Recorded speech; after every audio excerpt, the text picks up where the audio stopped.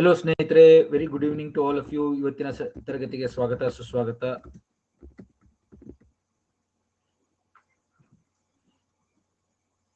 ಎಲ್ಲರಿಗೂ ಇವತ್ತಿನ ತರಗತಿಗೆ ಸ್ವಾಗತ.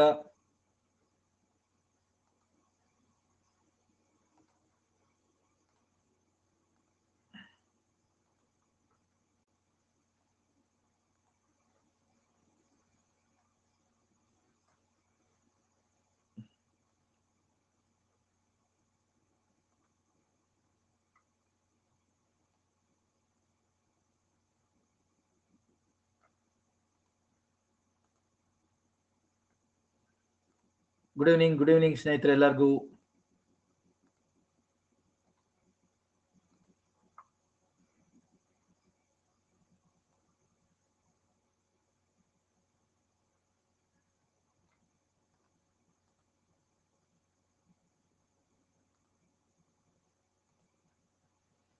ಎಲ್ಲರಿಗೂ ಇವತ್ತಿನ ತರಗತಿಗೆ ಸ್ವಾಗತ. ವೆರಿ ಗುಡ್ ಈವ್ನಿಂಗ್ ಸ್ನೇಹಿತರೆ. ತಮ್ಮೆಲ್ಲರಿಗೂ ಗೊತ್ತಿರೋ ಹಾಗೆ ನಾವು ನಮ್ಮ ಕೋರ್ಸ್ ನ ಎಕ್ಸ್ಪ್ಯಾಂಡ್ ಮಾಡ್ತಾ ಇದ್ದೀವಿ. ಸೊ ತಮ್ಮೆಲ್ಲರಿಗೂ ಗೊತ್ತಿರಬಹುದು, SV ಪಾಟೀಲ್ ಸರ್ ಅವರು. ಇವರು ನಮ್ಮ ಕರ್ನಾಟಕದ ಧಾರವಾಡ ಭಾಗದವರು ಮತ್ತು ಕರ್ನಾಟಕದಾದ್ಯಂತ ಮತ್ತು ದೇಶ ತುಂಬಾ ಕಡೆ ಮಾಡರ್ನ್ ಹಿಸ್ಟ್ರಿ ಮತ್ತು ಪೊಲಿಟಿ, ಇಂಡಿಯನ್ ಕಾನ್ಸ್ಟಿಟ್ಯೂಷನ್ ತರಗತಿಗಳನ್ನ ಮಾಡ್ತಾರೆ. SV ಪಾಟೀಲ್ ಸರ್ ಅವರು ನಮ್ಮ ತುಂಬಾ ಹಳೆ ಸ್ನೇಹಿತರು ಕೂಡ.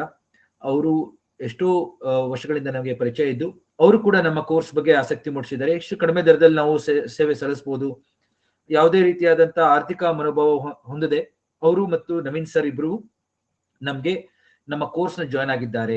ಸೊ ನಾವು ಆದಷ್ಟು ಕಡಿಮೆ, ಹೌದು, ಮೊದಲು KS ಆಫೀಸರ್ ಆಗಿದ್ರು ಅವರು, ಕರೆಕ್ಟಾ? SV ಪಾಟೀಲ್ ಸರ್ ಅವರು ಮೊದಲು KS ಅಧಿಕಾರಿಯಾಗಿ ಅದನ್ನ ವಾಲಂಟರಿ ರಿಟೈರ್ಮೆಂಟ್ ತಗೊಂಡು ಅವರು ಪೊಲಿಟಿ ಮತ್ತು ಇಂಡಿಯನ್ ಕಾನ್ಸ್ಟಿಟ್ಯೂಷನ್ ಟೀಚ್ ಮಾಡ್ತಾರೆ, ಮಾಡರ್ನ್ ಹಿಸ್ಟ್ರಿ ಟೀಚ್ ಮಾಡ್ತಾರೆ. ಈಗ ಪಾಲಿಟಿ ಕೋರ್ಸ್ ಶುರು ಮಾಡಿದೀವಿ. SV ಪಾಟೀಲ್ ಸರ್ ಅವರು detail course KPSC main syllabus, KPSC ನಿಮ್ಗೆ ಮೇನ್ ಸಿಲೆಬಸ್ ಏನಿದೆ ಅದನ್ನ ತರಗತಿ ಮಾಡ್ತಾರೆ. ಕನ್ನಡ ಇಂಗ್ಲಿಷ್ ಅಲ್ಲಿ ಇರುತ್ತೆ, ನೋಟ್ಸ್ ಅವ್ರದುವೆ. ಟೆಸ್ಟ್ ಸೀರೀಸ್ ಕೂಡ ನಾವು ಅವ್ರಿಗೆ ಹೇಳಿ ನಾವು ಅರೇಂಜ್ ಮಾಡ್ತೀನಿ. ನನ್ನ ಜೋಗ್ರಫಿ ಎನ್ವೈರನ್ಮೆಂಟ್ ಕೋರ್ಸ್ ಒಂದು ಹಂತಕ್ಕೆ ಬಂದ್ಮೇಲಿಂದ ನಂದು ಜೋಗ್ರಫಿ ಟೆಸ್ಟ್ ಸೀರೀಸ್ ಶುರು ಮಾಡ್ತೀನಿ. ಯಾಕೆಂದ್ರೆ ನಮ್ದು ಕ್ಲಾಸಸ್ ಮಧ್ಯದಲ್ಲಿ ಟೆಸ್ಟ್ ಸೀರೀಸ್ ಕೊಡಕ್ ಆಗ್ತಾ ಇಲ್ಲ. ಬಟ್ ನಾವು ಒಂದೊಂದಾಗಿ Karnataka geography test, Indian geography test ಮತ್ತು ಎನ್ವೈರನ್ಮೆಂಟ್ ಟೆಸ್ಟ್ ಕೊಡಕ್ ಶುರು ಮಾಡ್ತೀನಿ ನಾನು. ಯಾಕಂದ್ರೆ ಇವಾಗ ಇನ್ನೇನು ಡಿಸೆಂಬರ್ 15ರವರೆಗೆ ನಾನು ಸಿಲೆಬಸ್ ಮುಗಿಸ್ತೀನಿ. ಅವಾಗ ಇವ್ರುಗಳದ್ದು ಶುರು ಆಗಿರುತ್ತೆ. ಅವಾಗ ಪೊಲಿಟಿಕ್ಸರ್ದು ಮತ್ತು ಮೆಂಟಲ್ ಎಬಿಲಿಟಿ ಗೊತ್ತಾಯ್ತಲ್ಲ, ಟೆಸ್ಟ್ ಸೀರೀಸ್ ಪ್ರಿಲಿಮ್ಸ್ ಮತ್ತೆ ಮೇನ್ಸ್ಗೆ ಆದ್ಯತೆ ಕೊಡ್ತಾ ಇದೀವಿ. ಸೊ ನಿಮ್ಮೆಲ್ಲರಿಗೂ ಗೊತ್ತಿರಬಹುದು, ಏನು ತುಂಬಾ ದೊಡ್ಡ ಫೀಸ್ ನಾವು ಚಾರ್ಜ್ ಮಾಡ್ತಾ ಇಲ್ಲ. ಬರೀ ಆಪ್ ನಲ್ಲಿ ನಾವು ನೋಡಿ, ಒಬ್ಬೊಬ್ರದ್ದು 200 ಗಂಟೆ 300 ಗಂಟೆ ಕ್ಲಾಸ್ ಆಗುತ್ತೆ.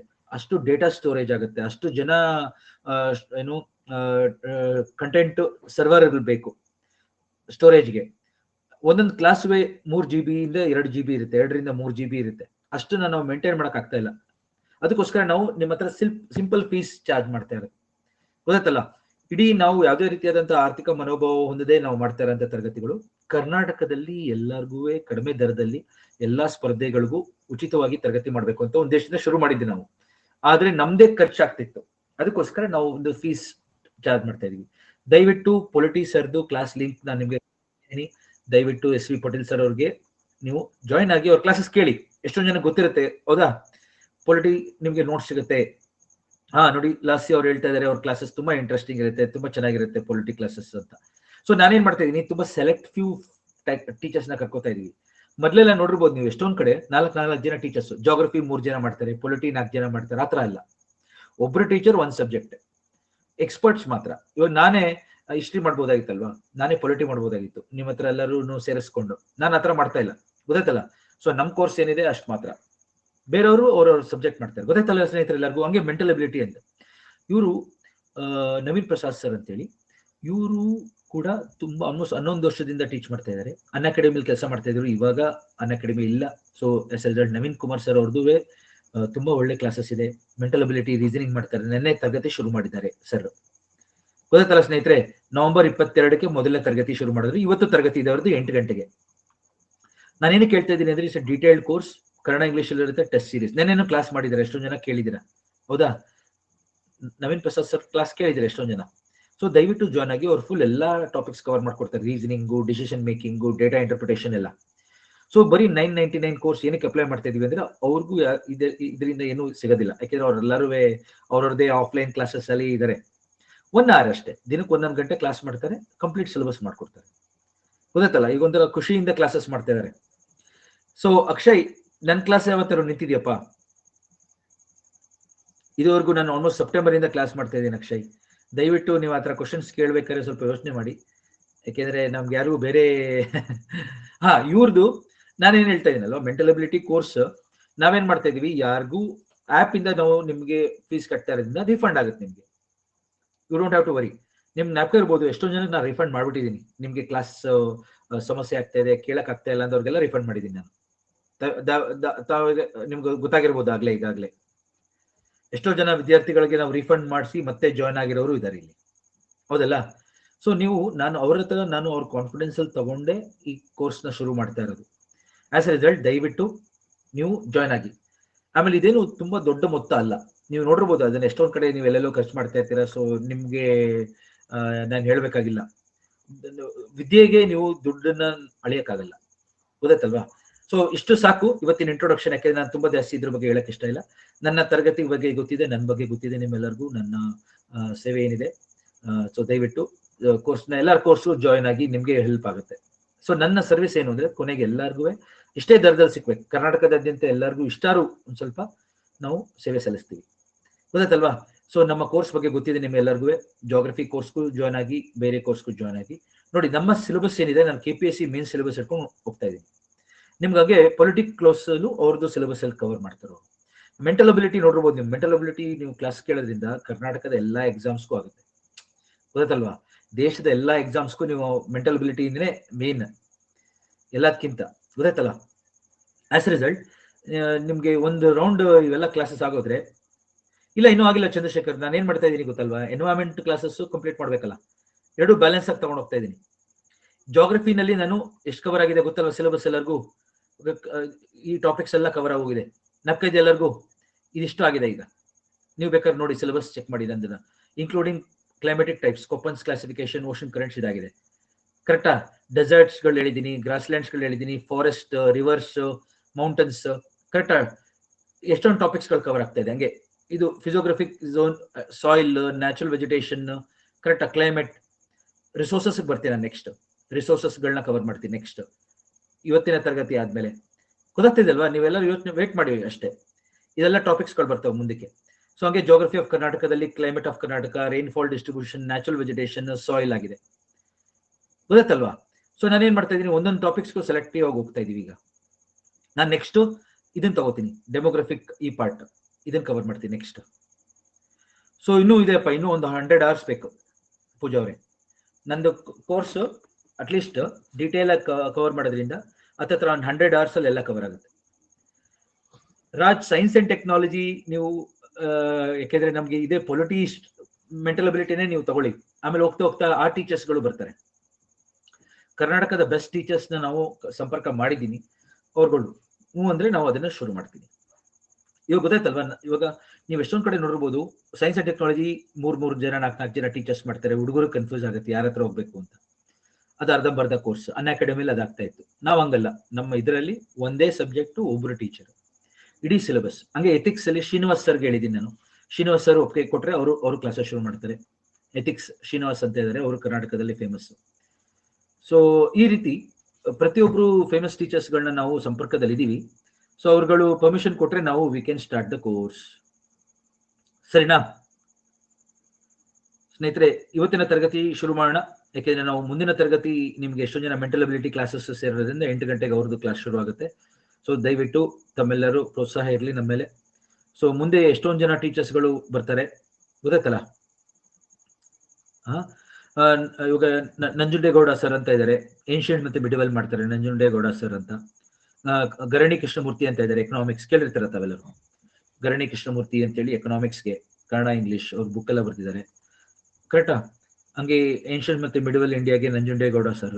ಆತರ ಎಲ್ಲರಿಗೂ ನಾವು ಸಂಪರ್ಕದಲ್ಲಿ ಇದೀವಿ. ಯಾರು ಒಪ್ಪಿಗೆ ಕೊಡ್ತಾರೆ ಅವ್ರದ್ದು ಕ್ಲಾಸ್ ಶುರು ಆಗುತ್ತೆ, ಗೊತ್ತಾಯ್ತಲ್ಲ ಸ್ನೇಹಿತರೆ? ಸೊ ನೀವು ಮುಂದಕ್ಕೆ ಹೋಗ್ತಾ ಹೋಗಿ ಎಲ್ಲ ಕ್ಲಾಸಸ್ ನಿಮ್ಗೆ ಗೊತ್ತಾಗುತ್ತೆ. ಇನ್ ಕೇಸ್ ಯಾವ್ದಾದ್ರು ಕೋರ್ಸ್ ಕ್ಯಾನ್ಸಲ್ ಅದು ಆತರ ಆಗಕ್ ಬಿಡಲ್ಲ ನಾನು, ಬಟ್ ಆತರ ಆದ್ರೆ ರಿಫಂಡ್ ಆಗುತ್ತೆ. ಎಸ್ ನಂದಿನಿ ಅವರೇ, ಗೊತ್ತಿದೆ ನಿಮ್ಗೆ SV ಪಾಟೀಲ್ ಸರ್. ಇಲ್ಲಿ ರೆಕಾರ್ಡ್ ಆಗೋದ್ರಿಂದ ಏನಾಗುತ್ತೆ, ಲೈವ್ ಕ್ಲಾಸ್ ಬರ್ತಾರೆ SV ಪಾಟೀಲ್ ಸರ್ ಡಿಸೆಂಬರ್ 2ನೇ ತಾರೀಕಿಂದ. SV Patil sir live class ಬರ್ತಾರೆ ಡಿಸೆಂಬರ್ 2ನೇ ತಾರೀಕು. ಸರ್ ಕೋರ್ಸ್ ಅವರು ಡಿಸೆಂಬರ್ 2ನೇ ತಾರೀಕಿಂದ ಟೈಮ್ ಕೊಟ್ಟಿದ್ದಾರೆ. ಡಿಸೆಂಬರ್ 2 ಇಂದ ಶುರು ಆಗುತ್ತೆ. ಆಯ್ತಾ? ಸೊ ನೀವೆಲ್ಲರಿಗೂ ಏನಾಗುತ್ತೆ, ನಿಮ್ಗೊಂದು ಐಡಿಯಾ ಬರುತ್ತೆ. ಅವಾಗ ರೆಕಾರ್ಡ್ ಆಗೋದ್ರೆ ನಿಮ್ಗೆ 3 years ಆಕ್ಸೆಸ್ ಇರುತ್ತೆ. ನೀವು ಎಷ್ಟೊತ್ತಿಗಾದ್ರೂ ಕ್ಲಾಸ್ ಕೇಳ್ಬೋದು, ನೋಟ್ಸ್ PDF ಎಲ್ಲ ಸಿಗುತ್ತೆ. ಆಯ್ತಾ? ಸೊ ಇವಾಗ ನಮ್ಮ ತರಗತಿ ಏನಿದೆ ನೋಡಿ. ಸೊ ನಾವು ಜಲಮಾಲಿನ್ಯದಲ್ಲಿದ್ದೀನಿ. ನಾನು ಪರಿಸರ ಶಾಸ್ತ್ರದಲ್ಲಿ ಒಂದು ಸಿಲೆಬಸ್ ಇದೆ ನೋಡಿ ಇಲ್ಲಿ. ಇದರಲ್ಲೂ ಎಷ್ಟೊಂದು ಸಿಲೆಬಸ್ ಕವರ್ ಆಗಿದೆ ನೋಡಿದಿರಾ? ಇವಾಗಲೇ ನಾನು solid waste management, liquid waste management, air pollution, noise pollution, ಕರೆಕ್ಟಾ? ನಾನು ಇವಾಗ ವಾಟರ್ ಪೊಲ್ಯೂಷನ್ ಅಲ್ಲಿ ಇದ್ದೀನಿ. ಈಗ ವಾಟರ್ ಪೊಲ್ಯೂಷನ್, ಜಲ ಮಾಲಿನ್ಯದಲ್ಲಿ ಇದ್ದೀನಿ ಇವತ್ತು, ಗೊತ್ತಾ? ಸೊ ಸೈನ್ಸ್ ಕ್ಲಾಸ್ ನೋಡ್ತೀನಪ್ಪ, ನೀವೆಲ್ಲರೂ ಜಾಯ್ನ್ ಆಗ್ತೀನಿ ಅಂದ್ರೆ ನಾನು ಜಾಯ್ನ್ ಮಾಡಿಸ್ತೀನಿ. ಬಟ್ ನೋಡೋಣ ಮುಂದಕ್ಕೆ. ಸೊ ನಾವು ನೋಡಿ, ನಮ್ಮ ಸಿಲೆಬಸ್ ಅಲ್ಲಿ ಏರ್ ಪೊಲ್ಯೂಷನ್ ಆಗಿದೆ, ವಾಯು ಮಾಲಿನ್ಯ ಆಗಿದೆ, ನಾಯ್ಸ್ ಪೊಲ್ಯೂಷನ್ ಕವರ್ ಮಾಡಿದ್ದೀನಿ ನಾನು. ಆಯ್ತಾ? ಜಲ ಮಾಲಿನ್ಯಕ್ಕೆ ಬಂದಿದ್ದೀನಿ. ನಮ್ಮ ಸಿಲೆಬಸ್ ಅಲ್ಲಿ ಇರೋದು ಇದು ಜಲ ಮಾಲಿನ್ಯ. ನೋಡಿ, ಜಲ ಮಾಲಿನ್ಯ ಅಂದಾಗ ನಾವೆಲ್ಲರೂ ನೋಡಿರ್ತೀವಿ ಯಾವ ರೀತಿ ನಮ್ಮ ಸುತ್ತಮುತ್ತ ಇರುವಂತಹ ಸಮುದ್ರ, ಸಾಗರಗಳು, ನದಿ, ಸರೋವರಗಳು, ಕರೆಕ್ಟಾ, ಎಲ್ಲನೂ ನಾವು ಯಾವ ರೀತಿ ಕಲುಷಿತಗೊಳಿಸ್ತಾ ಇದ್ದೀವಿ. ಅರ್ಥ ಆಗ್ತಿದೆ ಎಲ್ಲರಿಗೂ? ಸೊ ಇದೊಂದು ನಮ್ಗೆ ಒಂಥರ ಅಸಹ್ಯ ಆಗುವಂತ ಒಂದು ಪರಿಸ್ಥಿತಿ ನಾವೇ ಸೃಷ್ಟಿ ಮಾಡ್ಕೊಂಡಿದೀವಿ. ನೀವು ಎಷ್ಟೊಂದು ಸತಿ ಕಾಡ್ಗೆ ಹೋಗಿರ್ತೀರಾ, ಕಾಡಲ್ಲಿ ಒಂದು ಪ್ಲಾಸ್ಟಿಕ್ ಇರುತ್ತಾ ನಿಮ್ಗೆ? ಕಾಡಲ್ಲಿರೋ ಕೆರೆ, ಕಾಡಲ್ಲಿರೋ ನದಿಗಳು ಯಾವತ್ತಾರು ನೀವು ಪ್ಲಾಸ್ಟಿಕ್ ಕಸ ಇರೋದು ನೋಡಿದಿರಾ? ಹಾ. ಪ್ರಾಣಿಗಳು ಯಾವ ರೀತಿ ಇಟ್ಕೊಂಡಿದ್ದೇವೆ ನೋಡಿ ಅದನ್ನ, ಅವುಗಳ ವಾತಾವರಣನ ಪ್ರಾಣಿಗಳು ಯಾವ ರೀತಿ ಇಟ್ಕೊಂಡಿದ್ದಾರೆ, ನಾವು ಯಾವ ರೀತಿ ಇಟ್ಕೊಂಡಿದೀವಿ ನೋಡಿ. ಗೊತ್ತಲ್ಲ, ಇದನ್ನೆಲ್ಲ ನೀವು ನೋಡಿದೀರಾ. ಪ್ಲಾಸ್ಟಿಕ್ ಕಸ ಇರುತ್ತೆ, ಏನೇನೋ ಕಸಗಳು ಎಲ್ಲ ಸೇರ್ಕೊಂಡು, ಕರೆಕ್ಟಾ, ಬಟ್ಟೆ, ಟ್ಯೂಬ್ಗಳು, ಲೆದರ್, ಬ್ಯಾಟ್ರಿ, ಲೈಟ್ಗಳು, ಬಲ್ಬ್ಗಳು, ಎಲ್ಲ ತರ ಕಸನೂ ಹಾಕ್ತಾರೆ ಜನ. ಗೊತ್ತಲ್ಲ, ನೀನು ಎಷ್ಟೊಂದ್ಸತಿ ಮನುಷ್ಯರ ದೇಹ, ಪ್ರಾಣಿಗಳ ದೇಹ ಎಲ್ಲ ಇರುತ್ತೆ ನೀರಲ್ಲಿ. ಎಲ್ಲ ಡೈರೆಕ್ಟ್ ಆಗಿ ಕೈಗಾರಿಕೆಗಳಿಂದ ಬರೋ ನೀರು ಎಲ್ಲಾನು ಸೇರಿಸ್ತಾ ಇದೀವಿ ನಾವು. ನಮ್ಮ ಸುತ್ತಮುತ್ತ ವಾತಾವರಣ ನಾವು ಯಾವ ರೀತಿ ಕಲುಷಿತಗೊಳಿಸಿದೀವಿ, ಯಾವ ರೀತಿ ಪೊಲ್ಯೂಟ್ ಮಾಡಿದೀವಿ ನೋಡಿ. ಹಾನಿಕಾರಕಗಳನ್ನ ಸೇರಿಸ್ತಾ ಇದೀವಿ ದಿನ ದಿನ ದಿನ. ಆಮೇಲೆ ಅದೇ ನೀರನ್ನ ನಾವು ಏನ್ ಮಾಡ್ಬೇಕು, ಕುಡಿಯಕ್ಕೆ ಹೋಗ್ತಾ ಇದ್ದಾರೆ ಜನ. ಗೊತ್ತಲ್ವಾ? ನೋಡಿ ಇಲ್ಲೆಲ್ಲ ನೋಡಿ, ಜನಗಳ ಕತೆ ನೋಡಿ ಇಲ್ಲಿ. ಕರೆಕ್ಟಾ? ನೀರ್ ಮುಖಾಂತರ ಹೋಗ್ತಾ ಇರೋದು ಈ ಮಕ್ಕಳು ನೋಡಿ. ಇದನ್ನೆಲ್ಲ ನೋಡಿದ್ರೆ ನಿಮ್ಗೇನ್ ಅನ್ಸುತ್ತೆ? ಕರೆಕ್ಟಾ? ನಾವು ಯಾವ ರೀತಿ ನಮ್ಮ ಪರಿಸರ ನಾಶ ಮಾಡ್ತಾ ಇದ್ದೀವಿ ಅಂತ ಹೇಳಿ ನಮ್ಗೆ ಒಂದ್ ಸ್ವಲ್ಪ ಸಮಸ್ಯೆ. ಗೊತ್ತಾಯ್ತಾ ಎಲ್ಲರಿಗೂ? ಈ ರೀತಿ ನಾವು ನಮ್ಮ ಪರಿಸರವನ್ನು ನಾಶ ಮಾಡ್ತಾ ಇದೀವಿ. ಜಲ ಮಾಲಿನ್ಯ ಇವತ್ತಿನ ತರಗತಿ. ಸೊ ಜಲ ಮಾಲಿನ್ಯ ಅಂದಾಗ ನೀರಿನಗೆ ಮಾಲಿನ್ಯಕಾರಕಗಳು ಅಥವಾ ಹಾನಿಕಾರಕಗಳನ್ನ ಸೇರಿಸುವುದು. ಆಯ್ತಾ? ಅದು ಘನ ರೂಪದಲ್ಲಾಗಿರ್ಬೋದು, ದ್ರವ ರೂಪದಲ್ಲಾಗಿರ್ಬೋದು, ಅನಿಲ ರೂಪದಲ್ಲಾಗಿರ್ಬೋದು. ಘನ ಅಂದ್ರೇನು? ಸಾಲಿಡ್. ದ್ರವ ಅಂದ್ರೆ ಲಿಕ್ವಿಡ್. ಅನಿಲ ಅಂದ್ರೇನು? ಗ್ಯಾಸಸ್. ಕರೆಕ್ಟಾ? ಅದನ್ನ ಸೇರಿಸೋದಾಗಿರ್ಬೋದು. ಅಂತ ಹಾನಿಕಾರಕಗಳನ್ನ ಸೇರಿಸಿದಾಗ ನೀರಿನ ಗುಣಮಟ್ಟ ಬದಲಾಗುತ್ತೆ. ಅದನ್ನ ನಾವು ಜಲ ಮಾಲಿನ್ಯ ಅಂತ ಕರಿತೀವಿ. ಗೊತ್ತಾಯ್ತಾ ಎಲ್ಲರಿಗೂ? ಸೊ ಅಲ್ಲಿನ ನೀರಿನ ಜೀವಿಗಳಿಗೆ, ಜೀವಂತ ಜೀವಿಗಳಿಗೆ ತೊಂದರೆ ಆಗುತ್ತೆ. ಕರೆಕ್ಟ್ ತಾನೆ? ಸೊ ಅಲ್ಲಿನ ನೀರನ್ನ ನಾವು ಒಂದು ಪ್ರಯೋಜನಕಾರವಾಗಿ ಬಳಸ್ಕೋಬೇಕು. ಆದ್ರೆ ಅದನ್ನ ನಾವು ದುರ್ಬಲಗೊಳಿಸ್ತಾ ಇದೀವಲ್ಲ, ಮಿಸ್ಯೂಸ್ ಮಾಡ್ತಾ ಇದೀವಿ. ಮಿಸ್ಯೂಸ್ ಅಂದ್ರೆ ಗೊತ್ತಾಗುತ್ತೆ ಎಲ್ಲರಿಗೂ? ಓಕೆ, ಅದನ್ನ ನಾವು ಜಲ ಮಾಲಿನ್ಯ ಅಂತ ಕರಿತಾ ಇದೀವಿ. ಅಲ್ಲಿರಂತ ಜೀವಿಗಳಿಗೆ ತೊಂದರೆ ಆಗ್ತಾ ಇದೆ, ಮತ್ತೆ ಅಲ್ಲಿರಂತ ಬೆನಿಫಿಷಿಯಲ್ ಯೂಸ್ ಇರುತ್ತಲ್ಲ, ನೀರಿನ ಒಳ್ಳೆ ಗುಣಗಳನ್ನ ನಾವು ಹಾಳು ಮಾಡ್ತಾ ಇದೀವಿ. ಸೊ ನೋಡಿ, ಎಲ್ಲರಿಗೂ ಗೊತ್ತಿದೆ water is a solvent, universal solvent. ಗೊತ್ತಾ ಎಲ್ಲರಿಗೂ? ಸರ್ವಾರ್ಥಿಕ ದ್ರವಕ ಅಂತ ಕರೀತಾರೆ. ಓಕೆ, ಸರ್ವಾರ್ಥಿಕ ಅಂದ್ರೆ ಯೂನಿವರ್ಸಲ್ ಸಾಲ್ವೆಂಟ್. ಅದು ಅಂದ್ರೆ ನೀರು ಬೇಗ ಎಲ್ಲದ್ರ ಜೊತೆ ಮಿಕ್ಸ್ ಆಗುತ್ತೆ. ಕರೆಕ್ಟ್ ತಾನೆ? ನೀರು ಬೇಗ ಎಲ್ಲದ್ರ ಜೊತೆಗೆ ಹೊಂದ್ಕೊಳ್ಳುತ್ತೆ, ಬೇಗ ಬೇಗ ಮಿಕ್ಸ್ ಆಗುತ್ತೆ. ಕರೆಕ್ಟಾ? So it can easily dissolve substances. ಯಾವುದೇ ಬೇರೆ ಲಿಕ್ವಿಡ್ ಕಂಪೇರ್ ಮಾಡಿದಾಗ ನೀರು ಬೇಗ ಬೇರೆ ಸಾಲ್ವೆಂಟ್ಗಳ ಜೊತೆಗೆ ಡಿಸಾಲ್ವ್ ಆಗೋಗುತ್ತೆ, ಬೇರೆ ಕೆಮಿಕಲ್ ಜೊತೆ ಡಿಸಾಲ್ವ್ ಆಗುತ್ತೆ. ಅದಕ್ಕೆ ನಾವು ಸೋಪು, ಡಿಟರ್ಜೆಂಟ್, ಶಾಂಪೂ ಎಲ್ಲ ಬಳಸಿದಾಗ ನೀರನ್ನು ಯೂಸ್ ಮಾಡ್ತೀವಿ ಕ್ಲೀನ್ ಮಾಡೋದಕ್ಕೆ. ಕರೆಕ್ಟಾ? ಇಟ್ಸ್ ಯೂನಿವರ್ಸಲ್ ಸಾಲ್ವೆಂಟ್, ಯೂನಿವರ್ಸಲ್ ಸರ್ವಾರ್ಥಿಕ ದ್ರವ ಅಂತ ಕರಿತೀವಿ. ಸೊ ಹೆಸರುಗಳು ಬೇಗ ನೀರು ಪೊಲ್ಯೂಟ್ ಆಗುತ್ತೆ. ಈ ಕಾರಣದಿಂದ ನೀರು ಬೇಗ ಕಲುಷಿತಗೊಳ್ಳುತ್ತೆ. ಜನಕ್ಕೆ ಅರ್ಥ ಆಯ್ತಿದ್ದು ಯಾಕೆ ನೀರು ಪೊಲ್ಯೂಟ್ ಆಗುತ್ತೆ ಅಂತ ಹೇಳ್ತಾ ಇದ್ದೀನಿ ನಾನು. ಬೇರೆ ವಸ್ತುಗಳಿಗಿಂತ ನೀರು ಯಾಕೆ ಬೇಗ ಪೊಲ್ಯೂಟ್ ಆಗುತ್ತೆ, ಇದಕ್ಕೆ ಇದು ಸಮಸ್ಯೆ ಆಗಿರೋದು. ಜಲಮಾಲಿನ್ಯ ಗೊತ್ತಾಯ್ತು ಎಲ್ಲರಿಗೂ? ಜಲ ಮಾಲಿನ್ಯ ಅಂದಾಗ ಏನು ಅಂತ ಗೊತ್ತಾಗಬೇಕು. ಫಸ್ಟ್ ನೋಡಿ, ಇಲ್ಲಿ ಒಂದು ಚಿತ್ರ ಹಾಕಿದೆ ನೋಡಿ ಇಲ್ಲಿ. ಸೊ ಇಲ್ಲಿ ಕಾಡಿದೆ, ಫಾರೆಸ್ಟ್ ಇದೆ, ಅಲ್ಲಿಂದ ನದಿ ಬರ್ತಾ ಇದೆ ನೋಡಿ, ಇಲ್ಲಿ ರಿವರ್ ನದಿ ಬರ್ತಾ ಇದೆ. ಆ ನದಿಗೆ ಕೈಗಾರಿಕೆಗಳಿಂದ ಬರ್ತಾ ಇದೆ, ಕೃಷಿ ಭೂಮಿಯಿಂದ ನೀರು ಬರ್ತಾ ಇದೆ, ಕೃಷಿ ಅಗ್ರಿಕಲ್ಚರ್, ಪೆಸ್ಟಿಸೈಡ್, ಇನ್ಸೆಕ್ಟಿಸೈಡ್ ನೀರು ಬರ್ತಾ ಇದೆ, ಪ್ರಾಣಿಗಳ ವೇಸ್ಟ್, ಹ್ಯೂಮನ್ ವೇಸ್ಟ್. ನೋಡಿ ಇಲ್ಲ, ಇದು ನೋಡಿದ್ರೆ ಸ್ವಲ್ಪ ಅಸಹ್ಯ ಆಗುತ್ತೆ ಇಮೇಜು, ಬಟ್ ಆಗ್ಲಿ ಅಂತಾನೆ ಹಾಕಿರೋದು ನಾವು ಇದನ್ನ. ಗೊತ್ತಲ್ಲ, ಅದೆಲ್ಲ ನೀರಿಗೆ ಸೇರಿಸ್ತಾ ಇದೆ, ಅದನ್ನೇ ಬಳಸ್ತಾ ಇದಾರೆ ಇಲ್ಲಿ ಕುಡಿಯೋದಕ್ಕೆ, ಗಿಡಕ್ಕೆ ಹಾಕಕ್ಕೆ, ಮನೆಗಳಿಗೆಲ್ಲ. ಕರೆಕ್ಟ್, ಅದನ್ನೇ ಬಟ್ಟೆ ಒಗಿತಾ ಇದ್ದಾರೆ, ಎಲ್ಲೇ ಅದರಲ್ಲೇ ಆಟ ಆಡ್ತಾ ಇದೀವಿ ನಾವು ಮಕ್ಕಳೆಲ್ಲ ನೋಡಿ. ಈ ತರ ಆದಾಗ ಏನಾಗುತ್ತೆ, ನಾವು ನೀರ್ನ ಹಾಳು ಮಾಡ್ತಾ ಇದೀವಿ ಒಂದೊಂದಾಗಿ, ಎಲ್ಲ ಕಡೆ ನದಿ ಕೆರೆ ಎಲ್ಲ. ಸೊ ನೀವು ಆಶ್ಚರ್ಯ ಆಗ್ಬೋದು, ದೇಶದಲ್ಲಿ ಅತಿ ಹೆಚ್ಚಿದೆ ಜಲಮಾಲಿನ್ಯ. ನೋಡಿ ಹೆಂಗಿದೆ, ನೀರಲ್ಲಿ ಈ ತರ ಇರುತ್ತೆ, ಈ ತರ ಆಲ್ಗೆ ಎಲ್ಲ ಬೆಳ್ಕೊಂಡು ಯುಟ್ರೋಫಿಕೇಶನ್ ಆಗಿ, ಕೇಳಿರ್ತಾರೆ ಎಲ್ಲರೂ, ಆಲ್ಗೆ ಬೆಳೆಯುತ್ತೆ, ಆಲ್ಗೆ ಬೆಳೆದು ಅಲ್ಲೇ ಕೊಳೆಯುತ್ತೆ, ಅವಾಗ ಆಕ್ಸಿಜನ್ ಪ್ರಮಾಣ ಕಡಿಮೆ ಆಗ್ತಾ ಹೋಗುತ್ತೆ, ಡಿಮ್ಯಾಂಡ್ ಹೆಚ್ಚಾಗುತ್ತೆ, ಆಕ್ಸಿಜನ್ ಡಿಮ್ಯಾಂಡ್, ಅವಾಗ ಅಲ್ಲಿರೋಂಥ ಜೀವಿಗಳೆಲ್ಲ ಸತ್ತೋಗ್ತಾವೆ. ಕೇಳಿದ್ರಲ್ವಾ, ಯುಟ್ರೋಫಿಕೇಶನ್ ಅಂತ ಕರಿತೀವಿ ನಾವು, ಇದರ ಆಲ್ಗೆ ಬೆಳ್ಕೊಂಡಿರುತ್ತೆ ಎಲ್ಲ ಕಡೆ. ಸೊ ಆಸ್ ರಿಸಲ್ಟ್ ಈ ಸಮಸ್ಯೆನ ನಾವು ಏನಾಗುತ್ತೆ ಸರಿಪಡಿಸಲಿಲ್ಲ ಅಂದ್ರೆ ನಮ್ಗೆ ತೊಂದರೆ ಆಗುತ್ತೆ.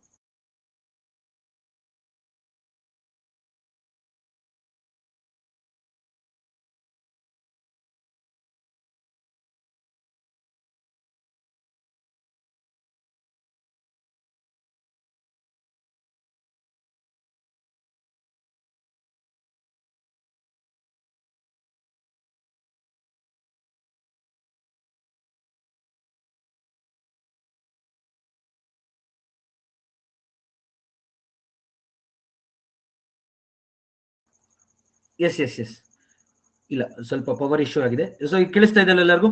ಹಾ, ಸೊ ಯುಟ್ರೋಫಿಕೇಶನ್ ಅಂದ್ರೆ ಏನು ಅಂತ ಗೊತ್ತಾಗಿದೆ ಎಲ್ಲರಿಗೂ. ಯುಟ್ರೋಫಿಕೇಶನ್ ಆಗಿ ಎಷ್ಟೊಂದ್ ಕಡೆ ನೀರು ನಮ್ಗೆ ಕಲುಷಿತಗೊಳ್ತಾ ಇದೆ. ಇದರಿಂದ ನಾವು ಈ ನೀರನ್ನ ನಾವು ಉಳಿಸ್ಕೊಳ್ಳಿಲ್ಲ ಅಂದ್ರೆ ನೀರ್ ಮೇಲೆ ಸ್ಟ್ರೆಸ್ ಜಾಸ್ತಿ ಆಗುತ್ತೆ. So there be more stress in the water. So it will become a problem for all of us in the future. ಇವಾಗ ನಮ್ಮ ನಾವೆಲ್ಲ ನೋಡಿ, ನಮ್ಮ ಮುಂದೆ ನಮ್ಮ ಮಕ್ಕಳಾಗಿರ್ಬೋದು, ಅವ್ರ ಮಕ್ಕಳಿಗೆಲ್ಲ ಏನಾಗುತ್ತೆ, ನೀರೇ ಸಿಗೋದಿಲ್ಲ. ಇವಾಗ ನೀವು ಕೇಳಿರ್ಬೋದು ಈ ವಿಷಯನ, ಡೆಲ್ಲಿನಲ್ಲಿ ಏರ್ ಪೊಲ್ಯೂಷನ್ ಆಗಿರೋದ್ರಿಂದ ಈಗ ಇದಾರಲ್ಲ ಮಕ್ಕಳು ಅಲ್ಲಿ, ಕರೆಕ್ಟಾ, 15 ವರ್ಷಕ್ಕಿಂತ ಕೆಳಮಟ್ಟಿಗೆ ಇರುವಂತ ಮಕ್ಕಳಿಗೆ ಅಲ್ಲಿ ಅವ್ರಗಳಿಗೆ ಜೀವಿತಾವಧಿ 50ರಿಂದ 40 ಅಂತ ಹೇಳ್ತಾ ಇದಾರೆ. ಗೊತ್ತಾಗ್ತಾ ಇದೆ ಎಲ್ಲರಿಗೂ? ಜೀವಿತಾವಧಿ ಏನಾಗುತ್ತೆ, ಲೈಫ್ ಎಕ್ಸ್ಪೆಕ್ಟೆನ್ಸಿ ಇವಾಗಿರೋ ಮಕ್ಕಳಲ್ಲಿ ಅವ್ರು ಹೋಗ್ತಾ ಅದೇ ವಾತಾವರಣದಲ್ಲಿ ಇದ್ರೆ, ಡೆಲ್ಲಿ ನಗರದಲ್ಲಿ ಏನಾಗುತ್ತೆ, ಎಲ್ಲರದು ಲೈಫ್ ಎಕ್ಸ್ಪೆಕ್ಟೆನ್ಸಿ ಜೀವಿತ, ಆಯ್ತಾ, ಪ್ಲೀಸ್ ನಾವು ಕಟ್ಕೊಳ್ಳಿ ಇದ್ರ ಬಗ್ಗೆ. ಸೊ ಜೀವಿತಾವಧಿ ಈ ತರ ಸಮಸ್ಯೆಗಳು ಬರುತ್ತೆ. ಟೈಪ್ಸ್ ಆಫ್ ಪೊಲ್ಯೂಷನ್, ಯಾವ್ದು ವಿಧಗಳು ನೋಡಿ. ಮೇಲ್ಮೈ, ಸರ್ಫೇಸ್ ವಾಟರ್ ಪೊಲ್ಯೂಷನ್, ನೀರಿನ ಮೇಲೆ ನಾವು ಕಸಗಳು ಹಾಕೋದು ಸರ್ಫೇಸ್ ವಾಟರ್ ಅಂತ ಕರಿತೀವಿ. ಅಂತರ್ಜಲ, ಗ್ರೌಂಡ್ ವಾಟರ್, ಅಂತರ್ಜಲ ಕಲುಷಿತಗೊಳ್ಳೋದು, ಗ್ರೌಂಡ್ ವಾಟರ್ ಪೊಲ್ಯೂಷನ್ ಆಗ್ತಾ ಇದೆ. ಈಗ ಗ್ರೌಂಡ್ ವಾಟರ್ ಅಲ್ಲಿ ನೈಟ್ರೈಟ್, ಫ್ಲೋರೈಡ್, ಆರ್ಸೆನಿಕ್ ಸಿಗ್ತಾ ಇದೆ, ಯುರೇನಿಯಂ ಸಿಗ್ತಾ ಇದೆ, ಗೊತ್ತು ತಾನೆ ಎಲ್ಲರಿಗೂ. ನೈಟ್ರೈಟ್ ಪೊಲ್ಯೂಷನ್ ಆಗಿದೆ, ಅಂತರ್ಜಲ ಗ್ರೌಂಡ್ ವಾಟರ್ ಅಲ್ಲಿ ನೈಟ್ರೈಟ್ ಸಿಗ್ತಾ ಇದೆ, ಫ್ಲೋರೈಡ್ ಸಿಗ್ತಾ ಇದೆ, ಯುರೇನಿಯಂ ಸಿಗ್ತಾ ಇದೆ. ಕರ್ನಾಟಕದಲ್ಲೇನೆ, ಬೇರೆ ಕಡೆ ಹೋಗ್ಬೇಡಿ, ಕರ್ನಾಟಕದಲ್ಲೇ ತಗೊಳ್ಳಿ ಯುರೇನಿಯಂ. ಯಾದಗಿರಿ ಭಾಗದಲ್ಲೆಲ್ಲ ಯುರೇನಿಯಂ ಪತ್ತೆ ಆಗಿದೆ ಗ್ರೌಂಡ್ ವಾಟರ್ ಅಲ್ಲಿ. ಹಂಗೆ ಕೋಲಾರ ಭಾಗದಲ್ಲೆಲ್ಲ ನೈಟ್ರೈಟ್ ಪೊಲ್ಯೂಷನ್ ಜಾಸ್ತಿ ಆಗಿದೆ, ಫ್ಲೋರೈಡ್ ಜಾಸ್ತಿ ಆಗಿದೆ. ಏನಾಗುತ್ತೆ, ಎಲ್ಲ ಸಮಸ್ಯೆ ಉಂಟಾಗುತ್ತೆ. ನಮ್ಮ ದೈಹಿಕ ಬೆಳವಣಿಗೆ, ನಮ್ಮ ಮೆದುಳಿನ ಬೆಳವಣಿಗೆ ಮೇಲೆ ಪರಿಣಾಮ ಬೀರುತ್ತೆ. ಇದು ದೊಡ್ಡ ಸಮಸ್ಯೆ ಸ್ನೇಹಿತರೆ.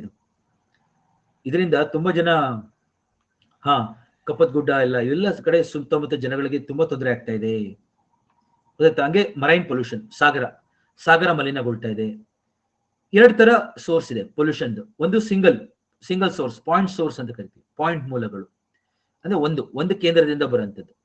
ನಾನ್ ಪಾಯಿಂಟ್ ಸೋರ್ಸ್ ಅಂದ್ರೆ ಹಲವು ಕೇಂದ್ರಗಳಿಂದ ಬರುವಂತದ್ದು, ಅಥವಾ ಬೇರೆ ಬೇರೆ ನಾನ್ ಪಾಯಿಂಟ್ ಸೋರ್ಸ್. ಇವಾಗ ಗೊತ್ತಾಗುತ್ತೆ ನೋಡಿ. ಫಸ್ಟ್ ಪಾಯಿಂಟ್ ಸೋರ್ಸ್ ಅಂದಾಗ ಏನಾಗುತ್ತೆ, ಅದನ್ನ ಐಡೆಂಟಿಫೈ ಮಾಡ್ಬೋದು ನಾವು, ಎಲ್ಲಿಂದ ಬರ್ತಾ ಇದೆ, ಕರೆಕ್ಟ್. ಅದು ಒಳಚರಂಡಿಯಿಂದ ಆಗಿರ್ಬೋದು, ವೇಸ್ಟ್ ವಾಟರ್ ಟ್ರೀಟ್ಮೆಂಟ್ ಆಗಿರ್ಬೋದು, ಅಥವಾ ಆಯಿಲ್ ಸ್ಪಿಲ್, ಅದನ್ನ ಗುರುತಿಸಬಹುದು ನಾವು. ಇಂಥ ಜಾಗದಿಂದ ಬರ್ತಾ ಇದೆ. ಇನ್ನೊಂದು ನಾನ್ ಪಾಯಿಂಟ್ ಸೋರ್ಸ್, ಕರೆಕ್ಟ್, ಬೇರೆ ಬೇರೆ ಕಡೆ ಎಷ್ಟೊಂದು ಕಡೆಯಿಂದ ಮಿಕ್ಸ್ ಆಗಿ ಬರ್ತಾ ಇರುತ್ತೆ, ಅದು ಗೊತ್ತಾಗಲ್ಲ. ಲೈಕ್ ಅಗ್ರಿಕಲ್ಚರ್, ಕೃಷಿ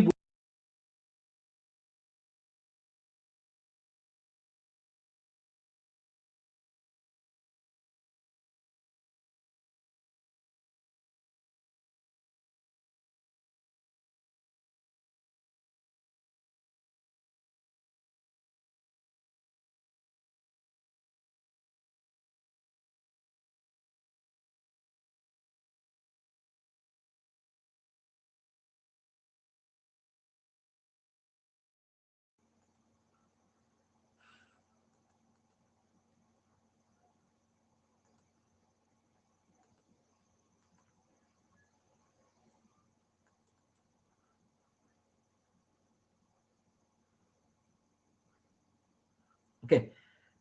ಎಕ್ಸ್ಟ್ರೀಮ್ಲಿ ಸಾರಿ ಸ್ನೇಹಿತರೆ, ಇದೊಂದು ಸ್ವಲ್ಪ ಇಂಟರ್ನೆಟ್ ಯಾಕೋ ಸ್ವಲ್ಪ ಸಮಸ್ಯೆ ಇದೆ ಇವತ್ತು. ಓಕೆ, ಸೊ ಇವಾಗ ಕೇಳಿಸ್ತಾ ಇದೆ ಎಲ್ಲರಿಗೂ? ಹೋಪ್ಫುಲಿ ನೆಕ್ಸ್ಟ್ ಕ್ಲಿಯರ್ ಆಗುತ್ತೆ ಅಂತ ಅನ್ಕೊಂಡಿದ್ದೀನಿ, ಯಾಕಂದ್ರೆ ಇಂಟರ್ನೆಟ್ ಸ್ವಲ್ಪ ಫ್ಲಕ್ಚುಯೇಷನ್ ಇದೆ ಇವತ್ತು, ಆಯ್ತಾ. So please remember, so recordings ಅಲ್ಲಿ ಸಮಸ್ಯೆ ಆಗೋದಿಲ್ಲ, ಯಾಕಂದ್ರೆ ಇದೆಲ್ಲ ನಾವು ಕಂಟಿನ್ಯೂ ಆಗುತ್ತೆ. ಓಕೆ, ಸೊ ಏನಾಗುತ್ತೆ, ಈ ತರ ಹಲವಾರು ಕೃಷಿ ಭೂಮಿಗಳಿಂದ ಕೈಗಾರಿಕೆಗಳಿಂದ ಮಿಕ್ಸ್ ಆಗ್ತಾ ಇರುತ್ತೆ ನೀರು, ನೋಡಿ ಎಲ್ಲಾ ಕಡೆಯಿಂದನೂ ಮಿಕ್ಸ್ ಆಗಿ ಬಂದಿರುತ್ತೆ, ಅದು ನಾನ್ ಪಾಯಿಂಟ್ ಸೋರ್ಸ್. ಈ ರೀತಿ ಪಾಯಿಂಟ್ ಸೋರ್ಸ್ ಮತ್ತು ನಾನ್ ಪಾಯಿಂಟ್ ಸೋರ್ಸ್ ಅಂತ ಕ್ಲಾಸಿಫೈ ಮಾಡ್ತೀವಿ ಸೋರ್ಸ್ ನ. ಯಾಕೆ ನಾವು ಸೋರ್ಸ್ ಬಗ್ಗೆ ಕಾನ್ಸಂಟ್ರೇಟ್ ಮಾಡ್ತಾ ಇದೀವಿ ನಾವು, ಯಾಕೆಂದ್ರೆ ಸೋರ್ಸ್ ಅಲ್ಲೇ ನಾವು ಪೊಲ್ಯೂಷನ್ ನ ಕಂಟ್ರೋಲ್ ಓಕೆ, ನಾವು ಸೋರ್ಸ್ ಅಲ್ಲಿ ನಾವು ಪೊಲ್ಯೂಷನ್ ಕಂಟ್ರೋಲ್ ಮಾಡಲಿಲ್ಲ ಅಂದ್ರೆ ಮುಂದಕ್ಕೆ ಮಾಡಕ್ಕಾಗಲ್ಲ, ಗೊತ್ತಲ್ಲ. ಅದಕ್ಕೋಸ್ಕರ ನಾವು ಸೋರ್ಸ್ ಅಲ್ಲಿ ನಾವು ಇದು ಮಾಡ್ಬೇಕಾಗುತ್ತೆ, ಪೊಲ್ಯೂಷನ್ ನ ಕಂಟ್ರೋಲ್ ಮಾಡಬೇಕಾಗುತ್ತೆ. ಫಾರ್ಮ್ಸ್ ಆಫ್ ಪೊಲ್ಯೂಷನ್ ನೋಡಿ ಯಾವ ತರ ಆಗುತ್ತೆ ಅಂತ. ಓಕೆ, ರೂಪಗಳು ಬೇರೆ ಬೇರೆ ರೀತಿ ರೂಪಗಳಲ್ಲಿ ಇರುತ್ತೆ. ಸೊ ಎಷ್ಟೊಂದು ನೋಡಿ, ಎಷ್ಟೊಂದು ಸತಿ ಪೊಲ್ಯೂಷನ್ ಜಲಮಾಲಿನ್ಯ ಹಲವಾರು ಕಡೆಯಿಂದ, ಒಂದೇ ಕಡೆಯಿಂದಲ್ಲ, ಮನೆ ಆಗಿರ್ಬೋದು, ಕೈಗಾರಿಕೆ ಆಗಿರ್ಬೋದು, ಕೃಷಿ ಭೂಮಿ ಆಗಿರ್ಬೋದು, ನಾವು ಕಸ ಹಾಕ್ತಾ ಇರೋದಾಗಿರ್ಬೋದು, ಎಲ್ಲ ಸೇರಿ ಕರೆಕ್ಟಾ ಸಂಯೋಜಿತ ಪರಿಣಾಮ ಅಂತ ಕರಿತೀವಿ, ಕ್ಯುಮ್ಯುಲೇಟಿವ್ ಎಫೆಕ್ಟ್. ಸಂಯೋಜಿತ ಪರಿಣಾಮ ಕ್ಯುಮ್ಯುಲೇಟಿವ್ ಎಫೆಕ್ಟ್ ಅಂತ ಕರಿತೀವಿ. ಅಂದ್ರೆ ತೈಲ ಸೋರಿಕೆ, ಲೋಹಗಳ ಬಳಕೆ, ಪ್ಲಾಸ್ಟಿಕ್ಗಳು, ಕೀಟನಾಶಕಗಳು, ಕರೆಕ್ಟಾ, ನಿರಂತರ ಸಾವಯವ ಮಾಲಿನ್ಯಕಾರಕಗಳು, ಕರೆಕ್ಟಾ, ಮತ್ತೆ ಕೈಗಾರಿಕೆ ತ್ಯಾಜ್ಯ, ಇವೆಲ್ಲ ಸೇರ್ಕೊಂಡು ಆಗ್ತಾ ಇರುತ್ತೆ. ಇನ್ನೊಂದು ಈ ತರ ನೀರಿನ ಗುಣಮಟ್ಟ ಬದಲಾಯಿಸುವಂಥದ್ದು, pH, ವಾಟರ್ ಕ್ವಾಲಿಟಿ, ಅಸಿಡಿಕ್ ಅಥವಾ ಆಲ್ಕಲೈನ್, ಐಪಾಕ್ಸಿಯಾ ಮತ್ತು ಅನಾಕ್ಸಿಯಾ ಅಂತ ಕರಿತೀವಿ. ಕೇಳಿದಿರ ಪದಗಳನ್ನ, ಐಪಾಕ್ಸಿಯಾ ಅನಾಕ್ಸಿಯಾ ಜನ ಕೇಳಿದಿರ. ಅನಾಕ್ಸಿಯಾ ಅಂದ್ರೆ ಆಕ್ಸಿಜನ್ ಕೊರತೆ ಇರೋಂಥದ್ದು, ನೀರಲ್ಲಿ ಆಕ್ಸಿಜನ್ ಇಲ್ವೇ ಇಲ್ಲ, ನಿಲ್ O2, ಅದನ್ನ ನಾವು ಅನಾಕ್ಸಿಯಾ ಅಂತ ಕರಿತೀವಿ. ಕೇಳ್ತಾರೆ ಎಕ್ಸಾಮ್ ಅಲ್ಲಿ, ಅನಾಕ್ಸಿಯಾ ಅಂದರೆ ನೀರಿನಲ್ಲಿ ಆಕ್ಸಿಜನ್ ಪ್ರಮಾಣ ಇಲ್ಲದೆ ಇರೋದು. ಹೈಪಾಕ್ಸಿಯಾ ಅಂದ್ರೆ ಲೋ ಆಕ್ಸಿಜನ್ ಅಂತ, ಗೊತ್ತಾಯ್ತಲ್ಲ. ಅನಾಕ್ಸಿಯಾ ಅಂದ್ರೆ ಇಲ್ಲದೆ ಇರೋದು, ಆಕ್ಸಿಜನ್ ಕಂಪೌಂಡ್ವಾಗಿ ಇಲ್ಲದೆ ಇರೋದು, ಅಂತಹ ನೀರು ಇದೆ ನಮ್ಮಲ್ಲಿ. ಹೈಪಾಕ್ಸಿಯಾ ಅಂದ್ರೆ ಆಕ್ಸಿಜನ್ ಕಡಿಮೆ ಇರೋದು, ಗೊತ್ತಾ. ಹಂಗೆ ನೀರಿನ ಉಷ್ಣಾಂಶ ಬದಲಾವಣೆ ಆಗೋದು, ಕರೆಕ್ಟ್, ಟೆಂಪರೇಚರ್, ಲಾವಾ ಜ್ವಾಲಾಮುಖಿ ಬರೋದಾಗಿರ್ಬೋದು, ಕೈಗಾರಿಕೆ ನೀರು, ಬಿಸಿ ಬಿಸಿ ನೀರು. ಎಷ್ಟು ಜನ ಗೊತ್ತು ನ್ಯೂಕ್ಲಿಯರ್ ಪವರ್ ಪ್ಲಾಂಟ್ ಇಂದನೂ ನೀರನ್ನ ರಿಲೀಸ್ ಮಾಡ್ತಾ ಇದ್ದಾರೆ ನದಿಗಳಿಗೆ ಅಂತ. ಸ್ನೇಹಿತರೆ, ಇದು ಒಂದು ಸಮಸ್ಯೆ ಇದೆ. ನೀರನ್ನ ನಾವು ಎಲ್ಲ ಕಡೆ ಬಳಸ್ತೀವಿ, ಹೈಡ್ರೋ ಪವರ್ ಪ್ಲಾಂಟ್ ಅಲ್ಲೂ ಬಳಸ್ತೀವಿ, ಟರ್ಮಲ್ ಪವರ್ ಪ್ಲಾಂಟ್ ಅಲ್ಲೂ ಬಳಸ್ತೀವಿ, ನ್ಯೂಕ್ಲಿಯರ್ ರಿಯಾಕ್ಟರ್ಗಳಲ್ಲೂ ಬಳಸ್ತೀವಿ. ನ್ಯೂಕ್ಲಿಯರ್ ರಿಯಾಕ್ಟರ್ಗಳಲ್ಲಿ ಯುರೇನಿಯಂ ಉಪಯೋಗಿಸಿ ನಾವು ವಿದ್ಯುತ್ ಶಕ್ತಿ ಉತ್ಪಾದನೆ ಮಾಡಿದಾಗ ಯುರೇನಿಯಂಗೆ ನ್ಯೂಟ್ರಾನ್ ಇಂದ ಬೊಂಬಾರ್ಡ್ ಮಾಡ್ತೀವಿ, ಯುರೇನಿಯಂ ಸ್ಪ್ಲಿಟ್ ಆಗುತ್ತೆ, ಕರೆಕ್ಟಾ, ಎನರ್ಜಿ ರಿಲೀಸ್ ಆಗುತ್ತಲ್ಲ, ಆ ಹೀಟ್ ನ ನೀರ್ ಮುಖಾಂತರ ಪಾಸ್ ಆಗುತ್ತೆ. ಆ ನೀರು ಬಿಸಿಯಾಗಿ ಏನಾಗುತ್ತೆ, ಸ್ಟೀಮ್ ಆಗುತ್ತೆ. ಆ ಸ್ಟೀಮ್ ಹೋಗ್ತಾ ಟರ್ಬೈನ್ ತಿರುಗುತ್ತೆ. ಟರ್ಬೈನ್ ಏನಾಗುತ್ತೆ, ತಿರುಗಿದಾಗ ಜನರೇಟರ್ ಇಂದ ವಿದ್ಯುತ್ ಶಕ್ತಿ ಉತ್ಪಾದನೆ ಆಗುತ್ತೆ. ಅದಕ್ಕೆ ನ್ಯೂಕ್ಲಿಯರ್ ಪವರ್ ಪ್ಲಾಂಟ್ ನ ಟರ್ಮಲ್ ನ್ಯೂಕ್ಲಿಯರ್ ರಿಯಾಕ್ಟರ್ ಅಂತ ಕರೀತಾರೆ, ಗೊತ್ತಾಯ್ತಲ್ಲರಿಗೂ, ಟರ್ಮಲ್ ನ್ಯೂಕ್ಲಿಯರ್ ರಿಯಾಕ್ಟರ್ ಅಂತ ಕರಿತೀವಿ. ಆ ನೀರನ್ನ ಕೊನೆಗೆ ವಾಪಸ್ ನದಿಗೆ ಸೇರಿಸ್ಬಿಡ್ತಾರೆ. ಅದನ್ನ, ಅದು ನ್ಯೂಕ್ಲಿಯರ್ ರಿಯಾಕ್ಟರ್ ಪ್ರೊಸೆಸ್ ಇಂದ ಬರೋ ನೀರು ಸ್ವಲ್ಪ ರೇಡಿಯೇಷನ್ ಇರುತ್ತೆ ಅದರಿಂದ. ಆ ನೀರನ್ನ ತಗೊಂಡೋಗಿ ನಾವು ಮತ್ತೆ ನದಿಗೆ ಸೇರಿಸಿದಾಗ ಆ ಪ್ರದೇಶದಲ್ಲಿ ಯಾರು ಜನ ಅದನ್ನು ಉಪಯೋಗಿಸ್ತಾರಲ್ಲ ಅವ್ರಿಗೆ ತೊಂದರೆ ಆಗಿದೆ. ಸೊ ಕೆಲವು ವರ್ಷಗಳಿಂದ ಕಾರ್ವಾರ್ನಲ್ಲಿ ಕೆಲವು ಜನಗಳು ಸಾವನ್ನಪ್ಪಿದ್ರು. ಅವಾಗ ಗೊತ್ತಾಯ್ತು ಅದು ನ್ಯೂಕ್ಲಿಯರ್ ರಿಯಾಕ್ಟರ್ ಕೈಗಾಯಿಂದ ಬಂದಿರೋ ನೀರು ಅಂತ. ಎಷ್ಟು ಜನ ಗೊತ್ತಿದೆ ಇನ್ಸಿಡೆಂಟ್ ಇದು? ಇದು ತುಂಬಾ ಸೆನ್ಸಿಟಿವ್ ಟಾಪಿಕ್ ಇದು, ಈ ತರ ಹೇಳಂಗೆ ಇಲ್ಲ ನಾವು. ಆ ತರ ಆದ್ರೆ ಆರ್ಟಿಕಲ್ ಇದೆ ನಮ್ಮ ಹತ್ರ, ಅದು ಆರ್ಟಿಕಲ್ ಇದೆ. ಕಾಳಿ ರಿವರ್ ನಲ್ಲಿ ಸ್ವಲ್ಪ ಈ ತರ ವಿಕಿರಣಶೀಲ, ಗೊತ್ತಾಗುತ್ತೆ ಎಲ್ಲರಿಗೂ ವಿಕಿರಣಶೀಲ ಅಂತ. ವಿಕಿರಣಶೀಲ ಅಂದ್ರೆ ರೇಡಿಯೇಷನ್ ಪೊಲ್ಯೂಷನ್. ವಿಕಿರಣಶೀಲ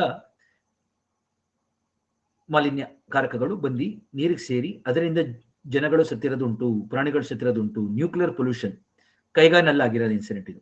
ಹಂಗೆ ನಂದಿನಿ ಅವ್ರು ಹೇಳ್ತಾ ಇದ್ದಾರೆ ನೋಡಿ, ಕರೆಕ್ಟ್ ಆಗಿ ಹೇಳ್ತಾರೆ ಅವ್ರು. ಏನು ರಿಯಾಕ್ಟರ್ಗಳೆಲ್ಲ ಇರೋದೆಲ್ಲ ವಾಟರ್ ಸೋರ್ಸ್ ಹತ್ರನೇ ಇರ್ತಾವೆ, ನದಿಗಳ ಬರ ಮಾರ್ಗದಲ್ಲೇ ಇರ್ತವೆ ರಿಯಾಕ್ಟರ್ಗಳು, ನದಿಗಳು, ಹೌದಾ.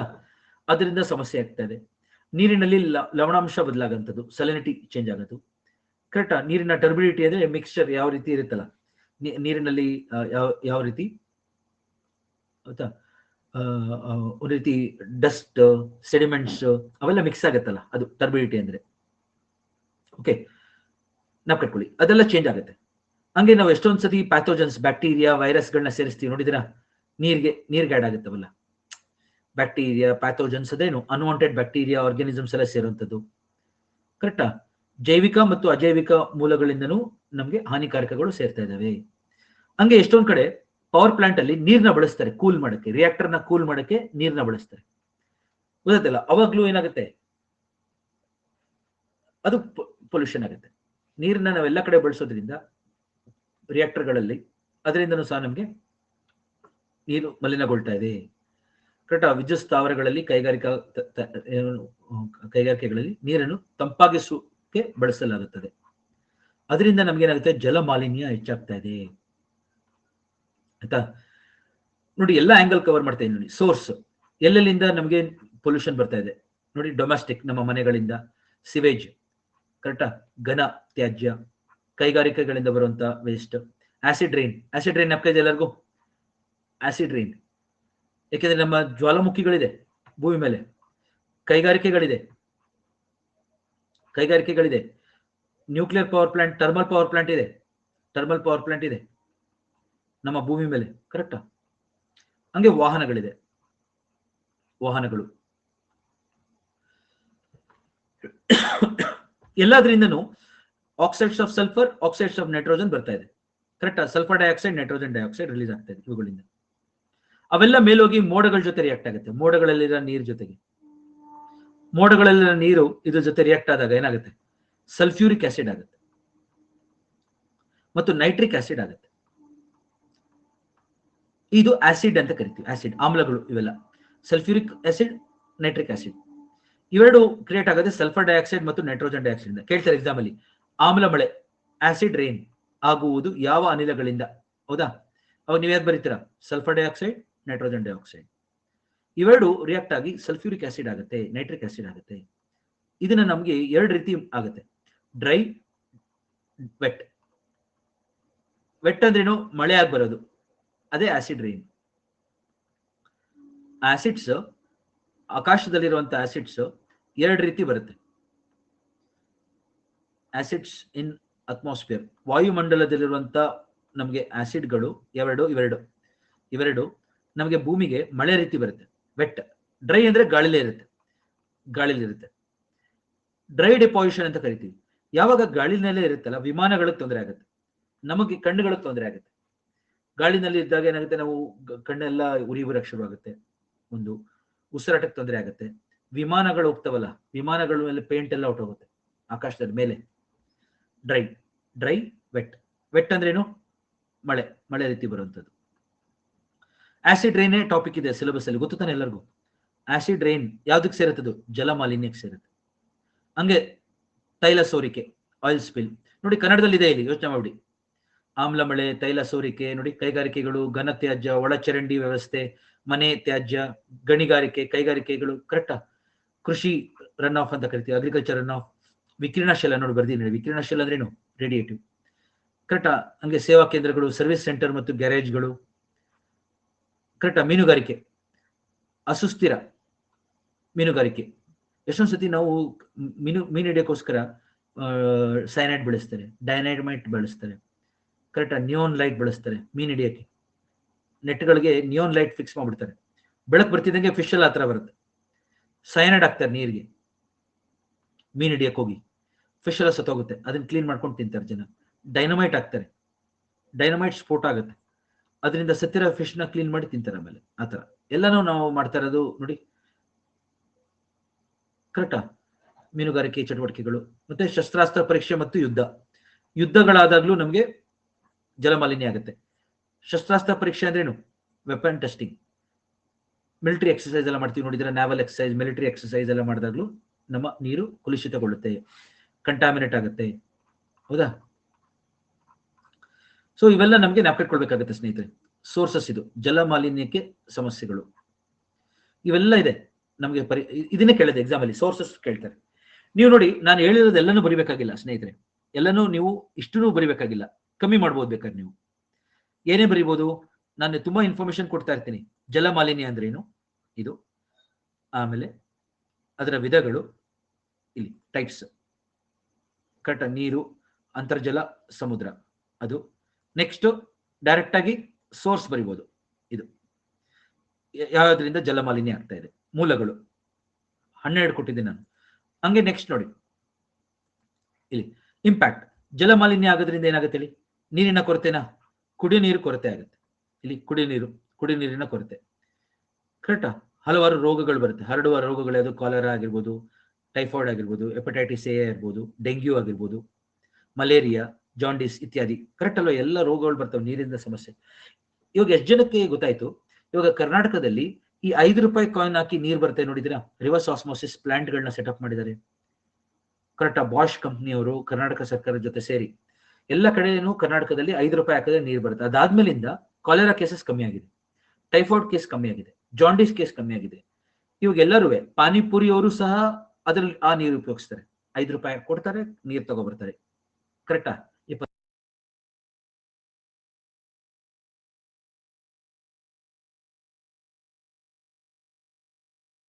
ಲೀಟರ್ ಗೊತ್ತಲ್ಲ? ಸೊ ಆತರ ಮಾಡೋದ್ರಿಂದ ಏನಾಗುತ್ತೆ? ಹಲವಾರು ನೀರಿಂದ ಹರಡುವ ರೋಗಗಳೇನಾಗುತ್ತೆ? ಸಂಪೂರ್ಣವಾಗಿ ಕಡಿಮೆ ಆಗೋಗುತ್ತೆ. ಟೈಫಾಯ್ಡ್, ಹೆಪಟೈಟಿಸ್ ಎ, ಡೆಂಗ್ಯೂ, ಕರೆಕ್ಟಾ? ಮಲೇರಿಯಾ, ಜಾಂಡಿಸ್ ಕೇಸ್ಗಳೆಲ್ಲ ಕಮ್ಮಿ ಆಗ್ತವೆ. ಕರೆಕ್ಟಾ? ನೀರಿನ ಕೊರತೆಯಿಂದ ಏನಾಗುತ್ತೆ ಹೇಳಿ? ನಮ್ಮ ಡಿಮ್ಯಾಂಡ್ ಹೆಚ್ಚಿರುತ್ತೆ ನೀರ್ದು, ಸಪ್ಲೈ ಕಮ್ಮಿ. ಏನಾಗುತ್ತೆ? ಡಿಮ್ಯಾಂಡ್ ಸಪ್ಲೈ ಗ್ಯಾಪ್ ಜಾಸ್ತಿ ಇದ್ರೆ ಕ್ರೈಸಿಸ್. ನೀರಿನ ಕೊರತೆಯಿಂದ ಜನಗಳಲ್ಲಿ ಗೊಂದಲ ಉಂಟಾಗುತ್ತೆ. ಎಷ್ಟು ಜನಕ್ಕೆ ಗೊತ್ತು? ಕೇಪ್ ಟೌನ್ ನಗರ ಸೌತ್ ಆಫ್ರಿಕಾದಲ್ಲಿ 0 ವಾಟರ್ ಡೇ ಸೆಲೆಬ್ರೇಟ್ ಮಾಡಿದ್ರು. ಚೆನ್ನೈ, ಭಾರತದಲ್ಲಿ ಚೆನ್ನೈ ನಗರ ಒಂದು ತೊಟ್ಟು ನೀರಿರಲಿಲ್ಲ. ಚೆನ್ನೈನಲ್ಲಿ ಒಂದಿನ 0 ವಾಟರ್ ಡೇ, ಅಂದ್ರೆ ಒಂದು ತೊಟ್ಟು ಕುಡಿಯೋಕೆ ನೀರಿಲ್ಲ ಅಂತ. ಏನಾಗುತ್ತೆ ಹೇಳಿ? ಅಂತ ಪರಿಸ್ಥಿತಿನಲ್ಲಿ ಜನಗಳು ಹೊಡೆದಾಡಿದ್ದಾರೆ, ಎಷ್ಟೊಂದ್ ಕಡೆ ಸಾಯಿಸಿದ್ದಾರೆ ನೀರಿಗೋಸ್ಕರ. ನಾವು ಎಷ್ಟೊಂದ್ ಸತಿ ನೋಡಿರ್ತೀರ, ನೀವೆಲ್ಲ ನಗರದವರು, ನಾವು ಹಳ್ಳಿ ಕಡೆ ಚಿಕ್ಕ ಊರಿಂದ ಬಂದಿರೋರು. ಸೊ ನೀರಿಗೋಸ್ಕರ ಜಗಳ ಆಡಿರೋದು ನೋಡಿದೀನಿ ನಾನು. ಲೈನಲ್ಲಿ ನಿಂತಿರ್ತಾರೆ, ನೀರು ಕಡೆಗೆ ಎಲ್ಲ ಬಿಂದಿಗೆಗಳನ್ನ ಇಟ್ಕೊಂಡು ನಿಂತಿರ್ತಾರೆ, ಅಲ್ಲೇ ಗಲಾಟೆ ಶುರು ಆಗುತ್ತೆ. ಗೊತ್ತಲ್ಲ? ಅದೇನಾಗುತ್ತೆ ಅಂದ್ರೆ ಅದನ್ನ ನೋಡಕ್ ಆಗಲ್ಲ ಆ ಗಲಾಟೆಗಳನ್ನ. ಸೊ ಒಂಥರ ಇವಾಗ ದುಃಖ ಆಗುತ್ತೆ ಅದನ್ನ ಹೇಳಕ್ಕೆ. ಗೊತ್ತಲ್ಲ? ನೋಡಿದ್ರಲ್ವಾ ನೀವು? ಎಷ್ಟೊಂದು ಜನ ನೋಡಿರ್ತಾರೆ ಅದರಲ್ಲಿ, ಕೆಲವರು ಅದನ್ನ ಅನುಭವ ಆಗಿರುತ್ತೆ, ನೀರಿನ ಸಮಸ್ಯೆಗಳು. ಕರೆಕ್ಟಾ? ಸೊ ನೀರಿಗೆ ಎಲ್ಲರಿಗೂ ಸಿಗ್ತಾ ಇಲ್ಲ. ನೋಡಿ, ಶ್ರೀಮಂತರ ಮನೆಗೆ ಯಾವತ್ತೂ ನೀರಿನ ಕೊರತೆ ಇರಲ್ಲ. ಸ್ವಿಮ್ಮಿಂಗ್ ಪೂಲ್ ಎಲ್ಲ ಇಟ್ಕೊಂಡಿರ್ತಾರೆ, ಅವ್ರಿಗೆಲ್ಲರ ಹತ್ರನೂ ಜಾಸ್ತಿ ನೀರಿರುತ್ತೆ, ಅವ್ರಿಗೆ ನೀರು ಸಪ್ಲೈ ಕಮ್ಮಿ ಆಗಲ್ಲ ಯಾವತ್ತು. ಬಡವ್ರು ಇರ್ತಾರೆ ನೋಡಿ, ಆ ಜಾಗಗಳಲ್ಲಿ ನೀರಿನ ಕೊರತೆ ಇರುತ್ತೆ. ಆ ಜಾಗದಲ್ಲಿ ನೀರೇ ಬಿಡಲ್ಲ, ವಾರಕ್ಕೆ 2 ಸತಿ 3 ಸತಿ ಬರ್ತಾರೆ. ಸೊ ಅವರೆಲ್ಲ ಸ್ಟೋರ್ ಮಾಡ್ಕೊಂಡಿರ್ತಾರೆ, ರಾತ್ರಿ 3 ಗಂಟೆಗೆಲ್ಲ ನೀರು ಬರೋದು ನೋಡಿದೀವಿ ನಾವು. ಅವಾಗ ಹಿಡಿದಿಟ್ಕೋಬೇಕು. ಎಸ್ಪೆಷಲಿ ತಾಯಿಂದಿರು ಏನ್ ಮಾಡ್ತಾರೆ, ಅಷ್ಟೊತ್ತಿಗೆ ಎದ್ದು ನೀರು ಹಿಡಿದು ಮತ್ತೆ ಮಲ್ಕೋತಾರೆ. ಆ ತರ ಆಗಿದೆ ಎಲ್ಲ ಕಡೆ. ಆಲ್ರೆಡಿ ನೀರಿನ ಕೊರತೆ ಇದೆ ನಮ್ಮಲ್ಲಿ, ನೀರಿನ ಕೊರತೆ ತುಂಬಾ ಇದೆ. ಕರೆಕ್ಟಾ? ಮಳೆ ಆಗಿದ್ರು ಎಲ್ಲ ನೀರು ಕಲುಷಿತಗೊಳ್ತಾ ಇದೆ, ಪೊಲ್ಯೂಟ್ ಆಗ್ತಾ ಇದೆ. ಕರೆಕ್ಟಾ? ಮಕ್ಕಳಲ್ಲಿ ಬೆಳವಣಿಗೆ ಮೇಲೆ ಪರಿಣಾಮ ಬೀರುತ್ತೆ. ನೀರು ಕಲುಷಿತಗೊಂಡ್ರೆ, ಕುಡಿಯೋ ನೀರು ಇದಾದ್ರೆ ನಮ್ಮ ದೇಹದ 70% ನೀರಲ್ವಾ? ಸೊ ಎಲ್ಲ ನಮ್ಮ ಸೆಲ್ಸ್, ಟಿಶ್ಯೂಸ್, ಅಂಗಾಂಗಗಳೆಲ್ಲ ತೊಂದರೆ ಆಗ್ತವೆ. ಅವುಗಳ ಬೆಳವಣಿಗೆ ಮೇಲೆ ತೊಂದರೆ ಆಗುತ್ತೆ. ಆಕ್ಸಿಜನ್ ಡಿಮ್ಯಾಂಡ್ ಹೆಚ್ಚಾಗುತ್ತೆ. ಕರೆಕ್ಟ್? ಆಕ್ಸಿಜನ್ ಡಿಮ್ಯಾಂಡ್ ಹೆಚ್ಚಾಗುತ್ತೆ, ಯುಟ್ರೋಫಿಕೇಶನ್ ಆಗುತ್ತೆ, ಜೀವಿಗಳೆಲ್ಲ ಸತ್ತೋಗ್ತವೆ. ಲೆಂಟಿಕ್ ಲೋಟಿಕ್ ನಪ್ಕೈಜ ಲೋಟಿಕ್ ಎಕೋಸಿಸ್ಟಮ್, ಲೆಂಟಿಕ್ ಎಕೋಸಿಸ್ಟಮ್. ಈ ಜನಕ್ಕೆ ನಪ್ಕೈಜ ಲೆಂಟಿಕ್ ಲೋಟಿಕ್. ಲೆಂಟಿಕ್ ಅಂದ್ರೇನು? ಲೇಕ್. ಲೋಟಿಕ್ ಅಂದ್ರೇನು? ನದಿ. ಅವುಗಳೆಲ್ಲ ಮಲಿನಗೊಳ್ತವೆ. ಬಯೋಡೈವರ್ಸಿಟಿ, ಜೀವಿಗಳು ಸತ್ತೋಗ್ತವೆ. ಎಷ್ಟೋ ಜೀವಿಗಳು ಇವಾಗ ಎಕ್ಸ್ಟಿಂಕ್ಟ್ ಆಗೋಗಿದ್ದಾವೆ ಈಗ ನಮ್ಮ ಚಟುವಟಿಕೆಗಳಿಂದ. ಸಮುದ್ರ ಜೀವಿಗಳೆಲ್ಲ ಸತ್ತೋಗ್ತಾ ಇದಾವೆ. ಹಂಗೆ ಆಹಾರ ಸರಪಳಿ ಇದೆಯಲ್ಲ, ಅದು ಅಸಮತೋಲನಗೊಳ್ಳುತ್ತೆ. ಆಹಾರ ಏನು ಸರಪಳಿ, ಅದರ ಅಸಮತೋಲನ ನೋಡಿ. ಎಲ್ಲ ಬರ್ದೀನಿ ನಾನು ಏನೇನು ಸಮಸ್ಯೆಗಳಾಗ್ತವೆ ಅಂತ. ಸೊ ಯುಟ್ರೋಫಿಕೇಶನ್ ನೋಡಿ, ಅದು ಬರ್ದಿದ್ದೀನಿ. ಬಯೋ ಅಕ್ಯುಮಿಲೇಷನ್ ನೆಪ್ಕೈಜ್ ಎಲ್ಲರಿಗೂ? ಬಯೋ ಅಕ್ಯುಮಿಲೇಷನ್, ಬಯೋ ಮ್ಯಾಗ್ನಿಫಿಕೇಶನ್ ಹೇಳಿದ್ನಲ್ಲ. ಮೀನಾಮಾಟ ಇನ್ಸಿಡೆಂಟ್ ನೆಪ್ಕೈಜ್ ಎಲ್ಲರಿಗೂ? ಮೀನಾಮಾಟ ಇನ್ಸಿಡೆಂಟ್, ಜಪಾನ್. ಆಯ್ತಾ? ನಾನು ನೆಕ್ಸ್ಟ್ ಪೇಜ್ ಅಲ್ಲಿ ಬರೀತೀನಿ ನೋಡಿ. ಓಕೆ,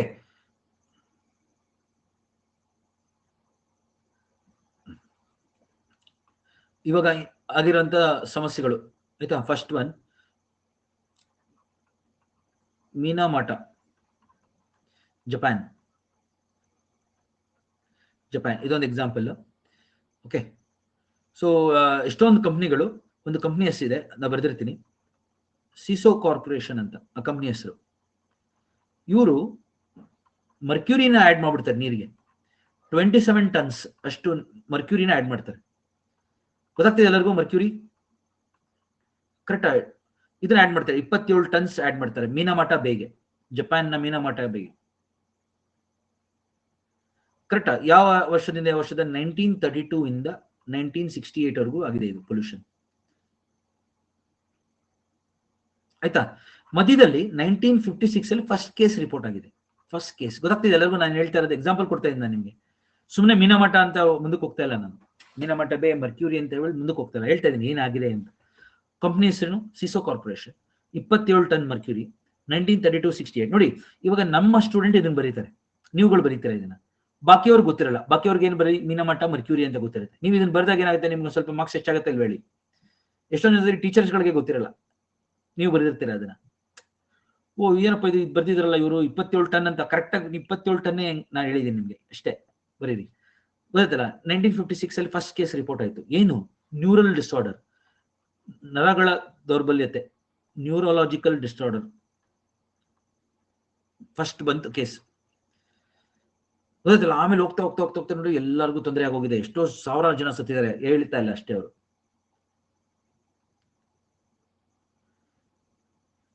ಆಯ್ತಾ? ಇದೊಂದು ಇನ್ಸಿಡೆಂಟ್ ನಾವು ಕಟ್ಕೊಳ್ಬೇಕು ನೀವೆಲ್ಲರೂ. ಮೀನಮಠ ನಾವು ಕಟ್ಕೊಳ್ಳಿ.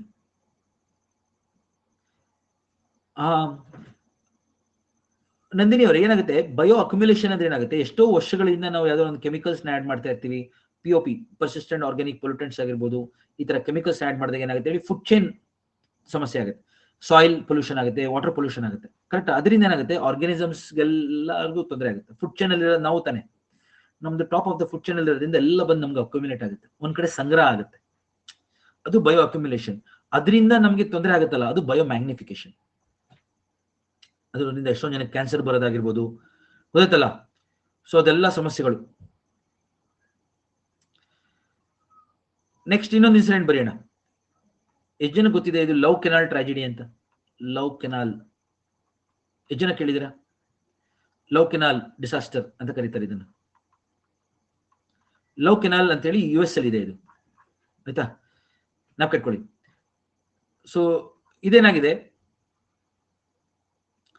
So lot of chemical waste. Company ಹೆಸರು ಹುಕರ್ ಕೆಮಿಕಲ್ ಕಂಪ್ನಿ ಅಂತ ಕಂಪ್ನಿ ಹೆಸರು. Hooker chemical company. ಇವ್ರೇನ್ ಮಾಡಿದ್ದಾರೆ, ಎಷ್ಟೊಂದು ಹಜಾರ್ಡಸ್ ವೇಸ್ಟ್, 21,000 ಟನ್ ಅಷ್ಟು ಕೆಮಿಕಲ್, ಹಜಾರ್ಡಸ್ ಕೆಮಿಕಲ್ ನ ರಿಲೀಸ್ ಮಾಡಿದ್ದಾರೆ. ಒಂದಲ್ಲ, ಹಲವಾರು ತರ ಹಜಾರ್ಡಸ್ ಕೆಮಿಕಲ್ಸ್ ನ ನೀರಿಗೆ ರಿಲೀಸ್ ಮಾಡಿಬಿಟ್ಟಿದ್ದಾರೆ. ಇದೊಂದು ಕೆನಾಲ್, ಇದು ಕಾಲುವೆ ಇದು, ಆಯ್ತಾ? ನಾವು ಕಟ್ಕೊಳ್ಳಿ. ಸೊ ಈ ಕೆನಾಲ್ ಎಲ್ಲಿ ಬರುತ್ತೆ ಅಂದ್ರೆ, ನಯಾಗ್ರಾ ಜಲಪಾತ ಕೇಳಿದ್ರೆ ಎಲ್ಲರೂ? ನಯಾಗ್ರಾ ಜಲಪಾತದ ಹತ್ರ ಬರುತ್ತೆ ಇದು. ಓಕೆ, ಲೇಕ್ ಐರಿ ಮತ್ತು ಒಂಟಾರಿಯೋ ಮಧ್ಯ ಇದೆ ಇದು. ಲೇಕ್ ಐರಿ ಮತ್ತು ಲೇಕ್ ಒಂಟಾರಿಯೋ. ಓಕೆ, ಕೇಳಿದ್ರೆ ಎಲ್ಲರೂ? USA. ಯಾವ ದೇಶ? US ಆಗಿದ್ದು. ಸೊ ಅಷ್ಟೊಂದು ಕೆಮಿಕಲ್ ಆಡ್ ಮಾಡಿದ್ದಾರೆ. ಯಾವಾಗ ಇಸ್ವಿ 1942 ಇಂದ ಹಿಡಿದು 1953 ವರೆಗೂ ಆಡ್ ಮಾಡಿದ್ದಾರೆ. ಏನಾಗುತ್ತೆ ಅವಾಗ? ನೀರಲ್ಲಿ ಸಮಸ್ಯೆ ಬಂತು, ಮಣ್ಣು ಮಲಿನಗೊಳ್ತು, ನೀರು ಹೋಯ್ತು, ಮಣ್ಣು ಹೋಯ್ತು. ಅಲ್ಲಿ ಸುತ್ತಮುತ್ತ ಜನಗಳಿಗೆಲ್ಲ ಕ್ಯಾನ್ಸರ್ ಬಂತು. ಒಂದೆರಡಲ್ಲ, ಎಷ್ಟೋ ಸಾವಿರಾರು ಕೇಸಸ್ ಎಲ್ಲ ನೋಡ್ತಾ ಇದ್ದಾರೆ. ಇದು ಹೆಂಗಿದೆ, ಎಲ್ಲರಿಗೂ ಎಷ್ಟೊಂದು ಸಮಸ್ಯೆ ಬರ್ತಾ ಇದೆಯಲ್ಲ ಅಂತ ಯಾರೋ ನೀರ್ ಟೆಸ್ಟ್ ಮಾಡಿದ ಆಮೇಲೆ ಹೋಗಿ, ನೀರ್ ಇರ್ಬೋದಾ, ನೀರ್ ಸಮಸ್ಯೆ ಇರ್ಬೋದಾ ಅಂತ. ಅವಾಗ ಗೊತ್ತಾಗಿದೆ, ನೋಡಿ ಹಿಂಗಿದೆ, ನೀರು ಕೆಮಿಕಲ್ಸ್ ಇಂದ ತುಂಬಿದೆ. ಅದನ್ನ ಕುಡಿತಾ ಇದ್ದಾರೆ ಜನ, ಅದನ್ನ ಖುಷಿಗೆ ಬಳಸ್ತಾ ಇದ್ದಾರೆ, ಅದನ್ನ ಸ್ನಾನ ಮಾಡಕ್ ಬಳಸ್ತಾ ಇದ್ದಾರೆ. ದಿನನಿತ್ಯ ಹಂಗೆ ಎಕ್ಸಸ್ ಆಗಿ ಆಗಿ ಏನಾಗುತ್ತೆ ಅವಾಗ? ಸೊ ಎಲ್ಲಾ ತರ ಹೊಸ ತರ ಕ್ಯಾನ್ಸರ್ಗಳು, ಎಲ್ಲಾ ತರ ಕ್ಯಾನ್ಸರ್ಗಳು ಕೇಸಸ್ ಪತ್ತೆ ಆಗಿದೆ. ಗೊತ್ತಾಯ್ತಲ್ಲ?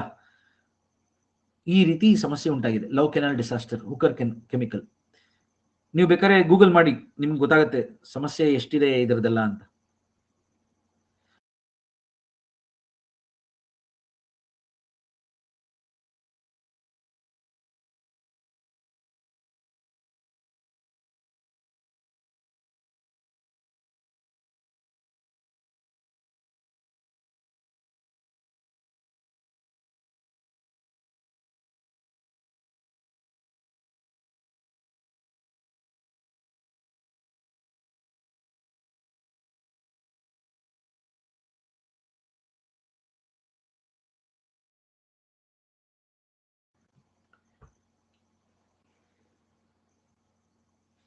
ಓಕೆ, ಸಾರಿ ನೋಡಿ, 75 ಅಂತ ರಿಪೋರ್ಟ್ ಆಗಿದೆ, ವರದಿ ಆಗಿದೆ. ಓಕೆ, ಇದನ್ನ ನಾವು ಕಟ್ಕೊಬೇಡಿ. Okay, 725 deaths. ಇವನ್ ರೀಸೆಂಟ್, ಇವಾಗ್ಲೂ ತುಂಬಾ ಜನಕ್ಕೆ ತೊಂದರೆ ಆಗಿದೆ, ಗೊತ್ತಾಯ್ತಲ್ಲ ಇದರಿಂದ.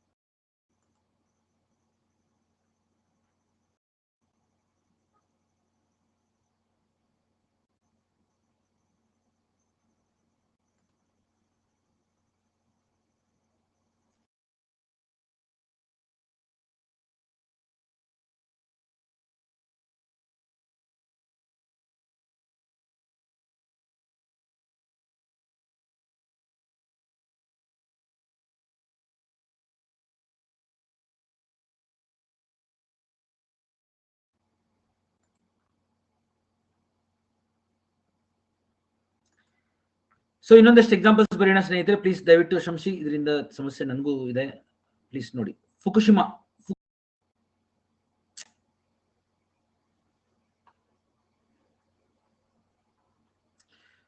ಫುಕುಶಿಮಾ ನ್ಯೂಕ್ಲಿಯರ್ ದುರಂತ 2021 ನಲ್ಲಿ ರೀಸೆಂಟ್ ಆಗಿ ಪತ್ತೆಯಾಗಿರೋದ ಪ್ರಕಾರ. ಓಕೆ, ಸೊ ಜಪಾನ್ ನ ನ್ಯೂಕ್ಲಿಯರ್ ರಿಯಾಕ್ಟರ್ ಇಂದ 2021 ಆಗಿರೋದು ಇದು, ಕರೆಕ್ಟಾ? 2011 ಇನ್ಸಿಡೆಂಟ್ ಆಯ್ತು, ನ್ಯೂಕ್ಲಿಯರ್ ಡಿಸಾಸ್ಟರ್ ಆಯ್ತು. ಈಗ 2020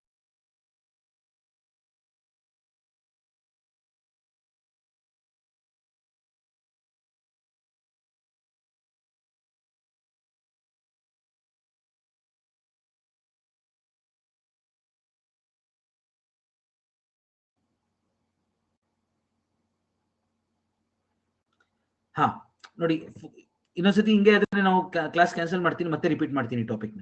ಓಕೆ, ಇದನ್ನ ಡಿಲೀಟ್ ಮಾಡಿ ಮತ್ತೆ repeat the topic so that recording correct ಆಗಿರುತ್ತೆ. ದಯವಿಟ್ಟು ಕ್ಷಮಿಸಿ. ಇವಾಗ ನೋಡಿ, ಇದನ್ನ ನೋಡೋಣ, ಇನ್ನೊಂದ್ಸತಿ ಆದ್ರೆ ಅಲ್ಲಿ cancel the class. Okay, so please ನೋಡಿ, ಫುಕುಶಿಮಾ ಡಿಸಾಸ್ಟರ್ 2011 ಆಯ್ತು. ಫುಕುಶಿಮಾ ದುರಂತ, ನ್ಯೂಕ್ಲಿಯರ್ ರಿಯಾಕ್ಟರ್ ಅಲ್ಲಿ ಅರ್ಥಕ್ವೇಕ್ ಆಗಿ ರೇಡಿಯೇಷನ್ ಫಾಲೋಔಟ್ ಆಗಿ ಎಷ್ಟೋ ಜನ ಸತ್ರು. ಈಗ ಏನ್ ಗೊತ್ತಾಗಿದೆ, ಜಪಾನ್ ನವ್ರು ಏನ್ ಮಾಡ್ಬಿಟ್ಟಿದ್ದಾರೆ, ಆ ನ್ಯೂಕ್ಲಿಯರ್ ರಿಯಾಕ್ಟರ್ ನೆಲ್ಲ ಶಟ್ ಡೌನ್ ಮಾಡಿದ್ರು. ಗೊತ್ತು ತಾನೆ ನಿಮ್ಗೆ, ಜಪಾನ್ ನಲ್ಲಿ ನ್ಯೂಕ್ಲಿಯರ್ ರಿಯಾಕ್ಟರ್ ಇಲ್ಲ ಈಗ. ಎಷ್ಟು ಜನ ಗೊತ್ತಿದ್ದು ಜಪಾನ್ ನಲ್ಲಿ ನ್ಯೂಕ್ಲಿಯರ್ ರಿಯಾಕ್ಟರ್ ಇಲ್ಲ ಈಗ ಅಂತ? ಯಾವ್ದು ನ್ಯೂಕ್ಲಿಯರ್ ರಿಯಾಕ್ಟರ್ಸ್ ಇಲ್ಲ, ಆದ್ರೆ ನ್ಯೂಕ್ಲಿಯರ್ ರಿಯಾಕ್ಟರ್ ನಲ್ಲಿ ಇರುತ್ತಲ್ಲ ರೇಡಿಯೋ ಆಕ್ಟಿವ್ ವಾಟರ್, ವಿಕಿರಣಶೀಲ ನೀರು, ರೇಡಿಯೋ ಆಕ್ಟಿವ್ ವಾಟರ್ ನ ರಿಲೀಸ್ ಮಾಡ್ಬಿಟ್ರು 2021 ಅಲ್ಲಿ ಇಲ್ಲಿಗೆ, ಓಷನ್ಗೆ.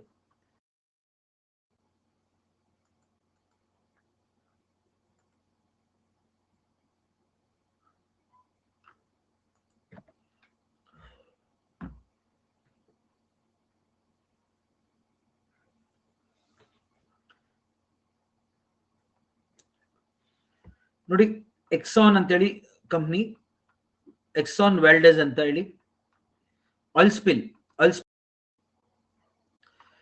ಸ್ನೇಹಿತರೆ, ವಿಲ್ ಕಂಟಿನ್ಯೂ ನೆಕ್ಸ್ಟ್ ಕ್ಲಾಸ್, ಯಾಕೆಂದ್ರೆ ತುಂಬಾನೇ ಇದು ಸಮಸ್ಯೆ ಆಗ್ತಾ ಇದೆ, ಹೌದಲ್ಲ? ಯಾಕೆಂದ್ರೆ ಇದು ತುಂಬಾ ಸತಿ ಸ್ಟಕ್ ಆಗಿರೋದ್ರಿಂದ ಐ ರಿಪೀಟ್ ದಿಸ್ ಕ್ಲಾಸ್. ಈ ಎಕ್ಸಾಂಪಲ್ಸ್ ಎಲ್ಲ ನಾನು ಟೈಪ್ ಮಾಡ್ಕೊಂಡು ಬಂದ್ಬಿಡ್ತೀನಿ, ಹೌದಲ್ಲ? So will continue next class. ದಯವಿಟ್ಟು ಪ್ಲೀಸ್ ಮೆಂಟಲ್ ಅಬಿಲಿಟಿ ಕ್ಲಾಸ್ ಕೇಳಿ, ಹಂಗೆ ಬೇರೆ ಬೇರೆ ತರಗತಿಗಳನ್ನ ಕೇಳಿ ನೀವು, ಯಾಕೆಂದ್ರೆ ಇವತ್ತೇ ಫಸ್ಟ್ ಈ ತರ ಎಷ್ಟೊಂದು ಸಮಸ್ಯೆ ಆಗಿದ್ದು.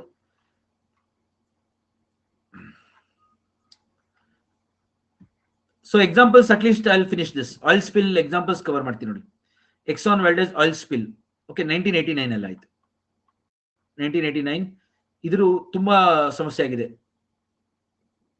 Okay, so Exxon Valdez oil spill. So example ಕೇಳ್ಬಿಡ್ತಾರೆ ಈ ತರ ಇನ್ಸಿಡೆಂಟ್ಗಳು, ಒಂದೆರಡು ಎಕ್ಸಾಂಪಲ್ ಯಾರು ಬರಿಬೇಕಾಗತ್ತೆ ನೀವು.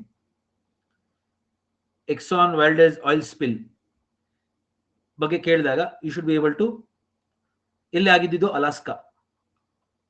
ಅಲಾಸ್ಕಾದಲ್ಲಿ ಆಗಿರೋದು ಇದು. ಓಕೆ, ಒಂದ್ ಕ್ವಶನ್ ಕೇಳ್ತಾರೆ ಆಯಿಲ್ ಸ್ಪಿಲ್ ಅಥವಾ ಈ ತರ ಆದಾಗ, ಒಂದು ಎಕ್ಸಾಂಪಲ್ ನಿಮ್ಗೆ ಗೊತ್ತಿದ್ರೆ ಸುಲಭ. ಓಕೆ, ಇನ್ನೊಂದು ಆಯಿಲ್ ಸ್ಪಿಲ್ ಡೀಪ್ ವಾಟರ್ ಅಂತ, deep water horizon oil spill.